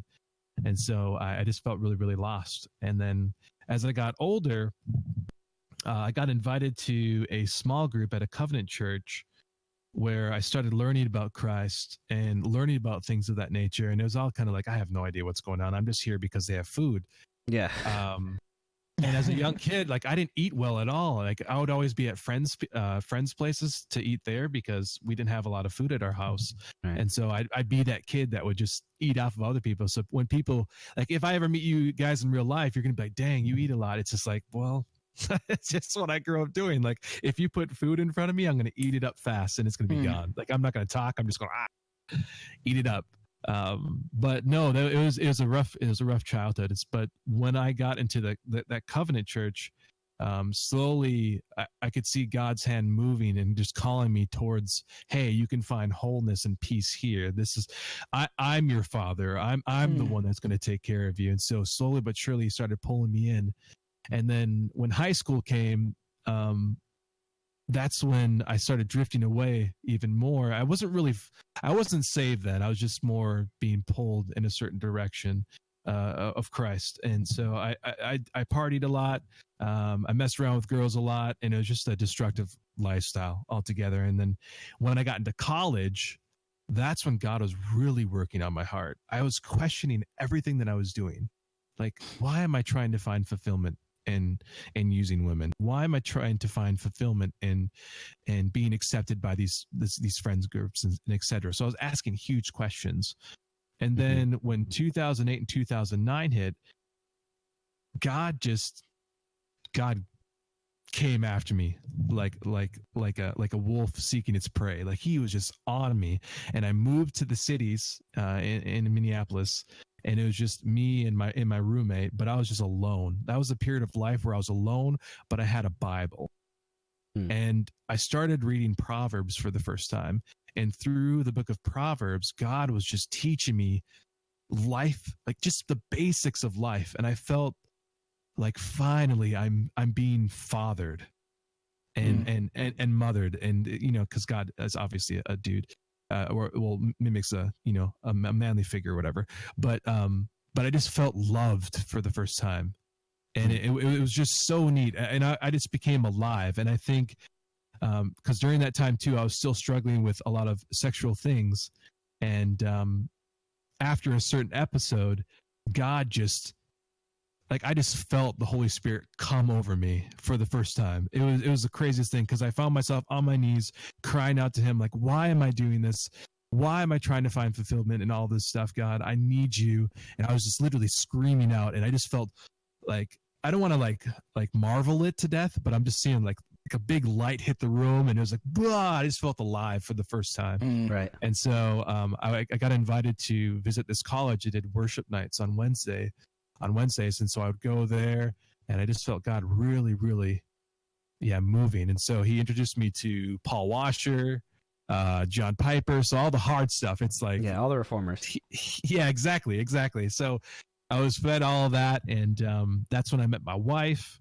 And it was interesting because my wife at the time was struggling with her faith, and she was kind of going in the opposite direction. And me, I was on this little high rise. And then when we both came together, we kind of like leveled out. But it was just interesting to see how God did things. And it was just a great time. And so after that, met my wife, who we went to high school together. She was 2 years younger than me. And during that time in high school anyways, I was like a senior, and she was like a 10th grader. Robbing the cradle. Exactly. We're on the same track team. And I hollered out to her. I'm like, yo, girl, what's up? How you doing? And she just said, I don't want nothing to do with you. Because she knew who I was. Everybody knew who I was in a negative sense. And, you were one of the 4 black kids in your neighborhood. Exactly. You obviously were fast, these, so you were a good track kid, but... Exactly. Surrounded by all these white bunnies, man. And so... but I graduated with her sister, too, so... Her sister knew a lot about me. But then we re-met. She reached out to me on Facebook. She gave me her number. I don't know why. And then I reached out to her. We met up at that worship night at the college campus. And then someone left something at the worship night, and then we re-met up. And then from there, we just started dating. And then she tried to dump me because she's like, this is going to be a serious relationship. I want to get married and all this stuff. And I think I'm going to go ahead and end this. And I just started laughing. I'm like, you're not going anywhere. I want to get married too. And then I kissed her and slapped her on her butt, and she went back to what? Then she went back to her college dorm, and then we continued dating. I'm like, wait a second. I'm not going anywhere, baby. Like, you're gonna be mine. So you forced her into a marriage. That's exactly. That's where this just went to. Truth is out. Baby, you're mine. Like, we're gonna be together. You just kidnapped her and waited for the Stockholm syndrome to kick in. And exactly. And wow. So from there, it's been good. Then we had our first son. And then my wife was pregnant again, and we lost our second child. Which was really, really hard. And then by God's grace, we had a third child, and it's been crazy ever since. So that's a little bit of a nutshell. And then we attended Bethlehem, and I am a Calvinist and all that stuff. Don't get too technical and ask me all the tulip stuff. I don't know. Go to desiringgod.org. I can't do that right now.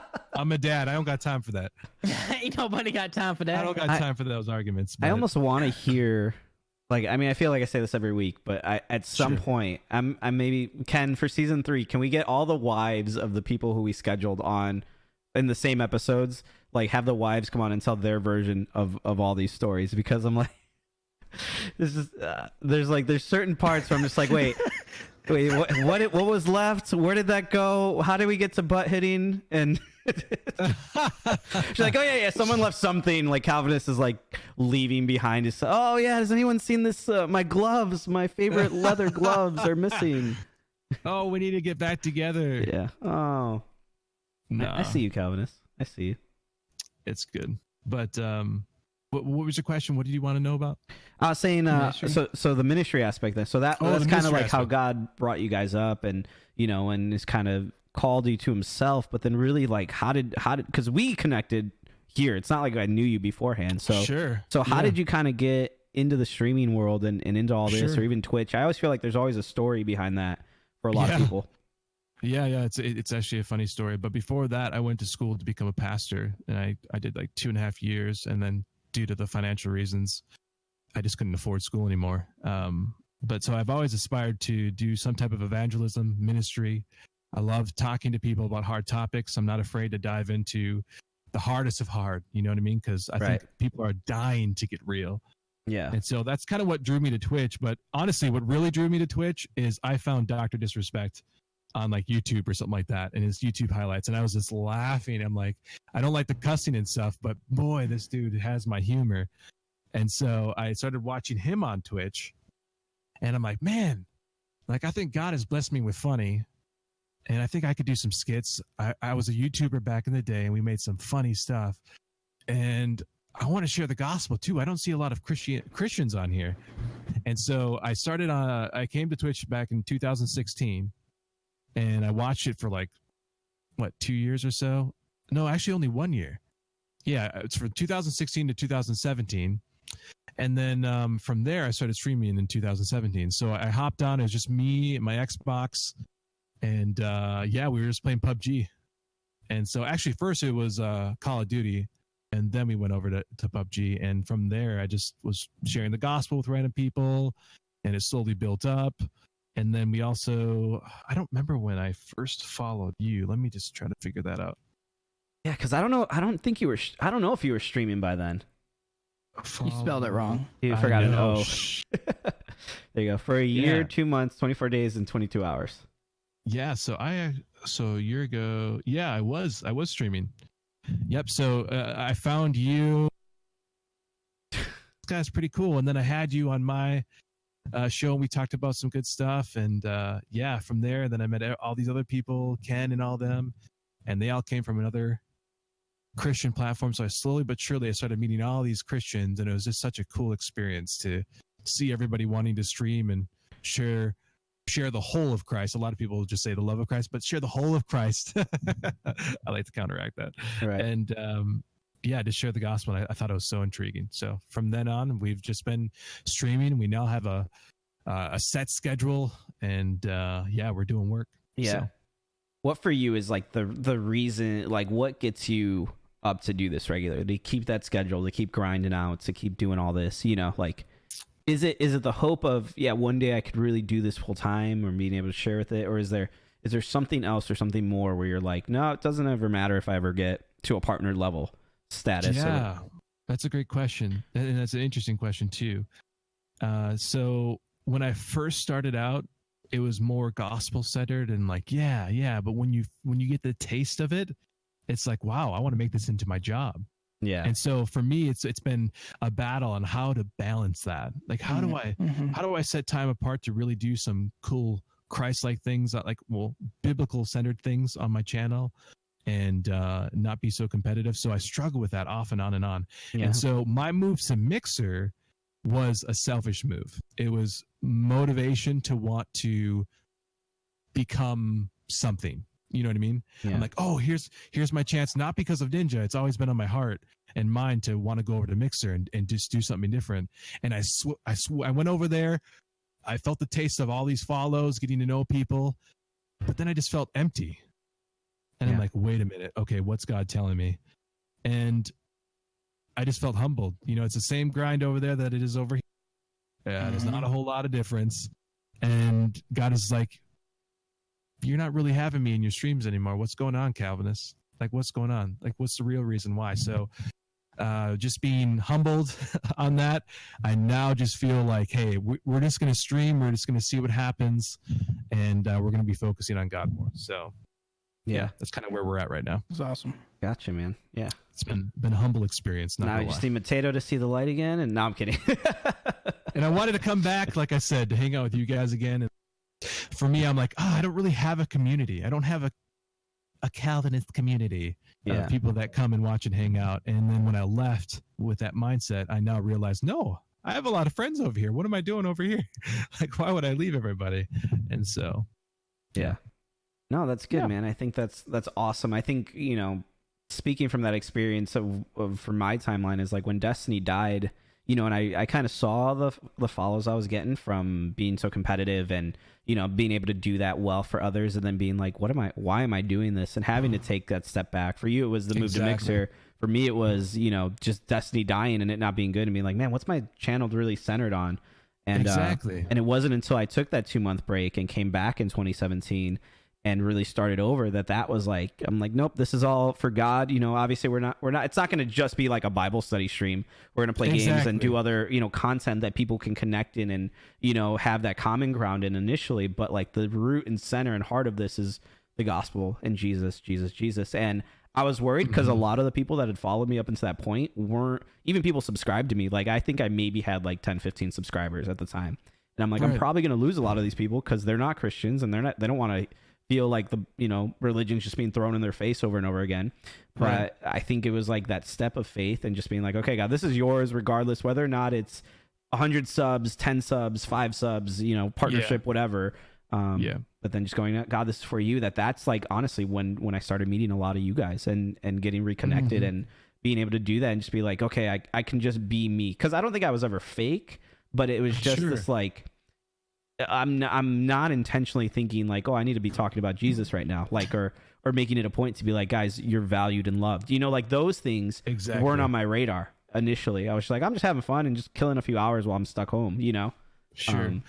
And one thing too that my wife pointed out, I just lost the ability to have fun for a period of time. And so now coming back, I'm just focused on being real, showing people that I actually love and adore Christ instead of just forcing, hey, we're doing a Bible study, we're doing this, da da da da da. Right. And I think I was focused a lot on what people were wanting me to do instead of doing it for what I think God wants me to do, etc. Right. And so I also saw some bad fruit in just bringing up religious topic. I saw a lot of people wanting to, I don't know, just debate everybody in my chat and just bring up all these hard things. It's like, bro, like, guys, calm down. Like, I think us Christians kind of get too like, intense. Like, you're not saying the gospel 3 times in your chat. Oh my Lanta, you're a bad Christian. It's like, bro, calm down. Like, just relax. Wait, you don't have John 3:16 on a 1-minute timer? It's like, man, calm down. But what else was I gonna say? But yeah, The intense topics. Yeah. And I think it's important to be able to really have that time away to be able to do that and to be able to you know, restore your own heart and your own soul so that when you are online, like, you have something fresh to give to people. It's not just the same, you know, thing you're pulling out of the reserves, but you're you know, my Lanta. You deplete and you allow yourself to get refilled so that you can come on your platform and give that out to others, you know. So there's definitely that aspect of that. But you were going to say something, I think, that you remembered. Oh yeah, I was just gonna, like, back in the day too, that's when we got the whole GMA structure down too, and then I joined GMA and we're doing life together, and that was so fun. That was such a good period of time, and maybe one day I'll have to fill out that application again and come back, but we'll see what happens. Yeah. But I think the hardest part for me was just, you know, when I left the you had a lot going specifically, it's just so busy, and I couldn't be a part of the little games and all this stuff, and I just felt like people were like, yo, Calvinist, what are you doing, man? Like, what's going on? And there's a lot of pressure for me too. And so me leaving the outreach team specifically, not GMA in a whole, was also good for me too. Yeah. Because I just needed to come back to my roots and think about what my goal was and what I wanted to do. And so no, for sure. I think that's so important. We'll see if Ken lets me back in, but we'll see. Yeah. Like, taking a step back is always just, you know, recharging the batteries is always a good thing too. Like with me streaming, and like I'm over on Mixer now. Like last night, like there was a one part in my stream where I streamed 3.5 hours last night, and you know, it's weird streaming like late Thursday nights after work, after I just got done working like 12 hours. I'm tired, and streaming last night is like didn't have a lot of a lot of people watching for most of it. But I was like, I was having fun playing Call of Duty, like and getting back to the roots. Like, it doesn't matter. Like, there was one point I was like, that, man, it sucks, I don't have a lot of people watching. But then I was like, realized, like, it's not about, like, I'm not in it for the numbers. That one person comes in and chat, and I make a friend, and I'm able to influence their lives for the good and spread that gospel. That's all that matters. And getting back down to just like, dude, I'm here to have fun. Like, it's hard to balance it, man. It is. Oh, it definitely is. Because numbers and stuff. I mean, we want to be something one day, hopefully, with this. I mean, let's be real. Oh no, yeah. But it's just not letting it get to you. That's the hardest part. Yeah, no, for sure. It's always hard. There's that, like, you can't serve two lords, you know, you can't serve two masters. Exactly. Are you serving the metrics, or are you serving, you know, God, and being like, and God, and it's not to say God can't allow your channel to grow, or you can't continue to, you know, work on ways to do it in a smart way to be able to influence the, you know, masses and the most people you can, maximizing that time. If you're going to do something, do it well. But I do think there's that, it's so easy to look at numbers and be like, man, my value is now based upon, you know, the 5 subs I lost, or the 100 subs I just gained this month, you know, and this is Twitch and Mixer and live stream platforms are so different than YouTube even, you know, of like, where that is like, that number never really goes down. Like, in the last month, I think I gained 100 subscribers already from just restarting up YouTube and doing that regularly and uploading things daily, you know, and I'm like, I never have to worry about that. My videos are constantly getting the same amount of views regularly. Like, that's not, and next month it's probably just going to continue to go up because they work for themselves. But like Twitch and Mixer, it's like those subs, hopefully they stick around, but if they're Twitch Prime or if they're something else, you know, like, people drop off and people have different reasons, and you know, like, you have to understand that, and you kind of get it, but at the same time you're like, oh man, like, am I not doing good enough, or, you know, are people not watching because I'm not doing something great? But like you said, people are always going to have opinions on what you should be doing, And what I've realized in my 3 years is nobody has the answers for you. No one knows exactly what you should be doing aside from the Lord, right? Like Exactly. people are gonna be like, oh, play Fortnite more. Oh, play Destiny more. Oh, play PUBG. Oh, dance more. Like whatever. The only thing that comes, that's me. That he's talking about me with the PUBG thing. I'm the only one that says what I'm looking for people to play with me. Come on. Sorry, dude. No, It's just not enjoyable. But overall, yeah, I'm coming up on 2 years of streaming in November. Yeah, dude. Wow. It's insane. We've been on here for a while now. A lot of us are. We're the OGs. Yeah. It's crazy. You got to get that dance studio, man, and just do teaching white people how to dance. I think would be an amazing stream. I got to build this already, man. You're like halfway there. I feel like if you just move, clear out a little bit more space, put up the little handrail, and then just put up some mirrors like where that white plastic is, and you're set. That's 5+ years. Nice. Right. But all right, guys, that's pretty much the show right there. Thank you so much, Calvinist, for sharing all of that. Guys, make sure to go check these guys out. Let's start doing some plugs here. Mr. Potato, what are you doing next? You said you were streaming last night. What's your next thing? What are you doing? What do you have going on here? We are playing Call of Duty tomorrow, and we're gonna try and convince Wifey to play with us. Okay, that's the goal. I'm not sure. She's already kind of like rolling her eyes at me.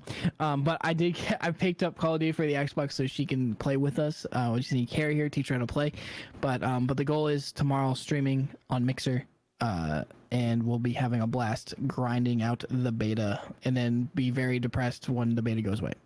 I think that could be a whole show. That could be like your whole thing, Mr. Potato. Just have a series on carrying my wife or backpacking my wife through. Dude, and just have like that's good content right there. Yeah. Oh, it is. If she's down to play like every and any game, even if it's a game you don't know, yeah, would just be fun to watch you learn with her, and just put that up. Yeah. There you go. Thank you, Mr. Potato. You could like put a timeline too, like.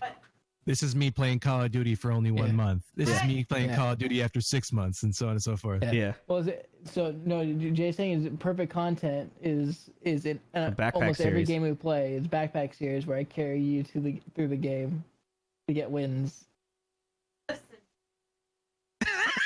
She said, "Listen here, boy." All right. Well, that's awesome. Make sure you guys go and check him out. Calvinist, what are you going to be doing next, man? Now that you're back after your first week, what are you going to be doing? Yes. So our normal schedule is Monday through Wednesday from 8:30 to 12:30 p.m. Central Standard Time. I used one of those days to play again last night, and so we'll only be streaming next week for 2 days. I don't know if it's going to be Monday, Tuesday, or Tuesday, Wednesday, and we're going to be back on the PUBG grind because by the time I get back to my schedule, the beta will be done. Boo, boo, boo. And so we'll see if we can, butter up my wife and say, "Hey, baby, can I do this?" There's only so much time before it's over. There's so much time for me to play it, baby. And then we have to wait a whole month. A whole month. But you gotta like one of your kids. Yeah, you gotta get that family time in. Yeah, and so for sure. I had to put the plug in. Put on my shades for a little bit. That's what we do over here. We wear shutter shades on my channel. That's just what we do. And you dance. You saw the shutter shades in Fortnite the other day, and you're like, "Ooh."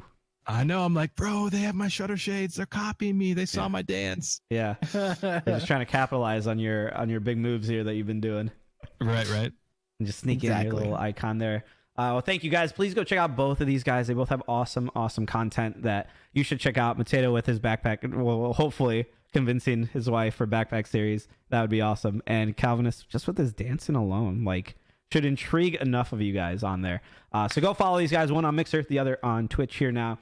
We will be live tomorrow, Saturday, 10 a.m. We will be doing all the things here. We'll be talking about our giveaway for October. I'm probably going to pick something up from TwitchCon and give that to somebody on stream. Probably Mr. Potato. He's the one who wants it the most. Just TwitchCon merchandise on your Mixer stream, I think would be what you need right now. There you go. I'll get you a Twitch bandana to put underneath there. Yeah, you can look like a real gangster. But yeah, we're gonna be hanging out. Shadowkeep's gonna be what's coming up. I only have a few streams left, so it's Saturday, Sunday, and Monday, and then Then we leave for TwitchCon, and so you guys will keep seeing our videos. If you guys aren't subscribed on YouTube, please go do that. We're almost halfway to our goal of 1,000 subscribers. I think we're like 100 away, or 150, I think, now away from that goal. So please go and subscribe on there. We put up videos every single day. I'm gonna actually work on them the rest of today. I have new pitches coming out. A pitch I'll tell you guys right now of Destiny, of Borderlands, of Call of Duty, of Pong, and how all those games got created. Those will be up on the channel along with this very show. You guys can go watch the full thing. In case you missed any of it, will be live on YouTube as well. And segments of those will be coming out in different times as well throughout the week. So would love for you guys to go and check all that out, along with our Real Truth Real Fast, where we try to answer your questions, your spiritual questions, or just life questions in 3 minutes or less. Today's will be, should you study the Bible in 2019? I'll give a 3-minute answer to that really quickly. So make sure you guys check that out. 3-minute answer, yes. Yes, right. but yeah, so with all that, guys, thank you so much for watching. We're gonna play some music here. Make sure to go drop these guys some follows, and we're gonna cut out here. We're real quick though, drop some shade. Meg just said that put this hat on. She's like, "Why do you look like Father Ironheart?" Dang. Dang. Calvinist, What is her obsessiveness with Father Iron? right? Talk. That's what I'm saying here. Calvinist, would you like to pray us out? Yeah, I'll pray. All right, thank you, man. Heavenly Father, thank you so much for this time that we get to spend together. It's so neat that technology is actually being used for a greater purpose, and that's to exalt your name. And it's so cool to be able to know these guys. I pray that you'd bless them and their families. I know that each of them are probably going through some hardships and deeper things that only you know, God. So I pray that you'd help them through that process, remind them that you are valuable and that you are more precious than anything else in their lives. And I pray the same for myself. And I pray the same for everyone else here, God, that we would all look to you and find ultimate joy, satisfaction, everything within you. And I pray that we would be super fans of you and ecstatic to talk about you whenever we can.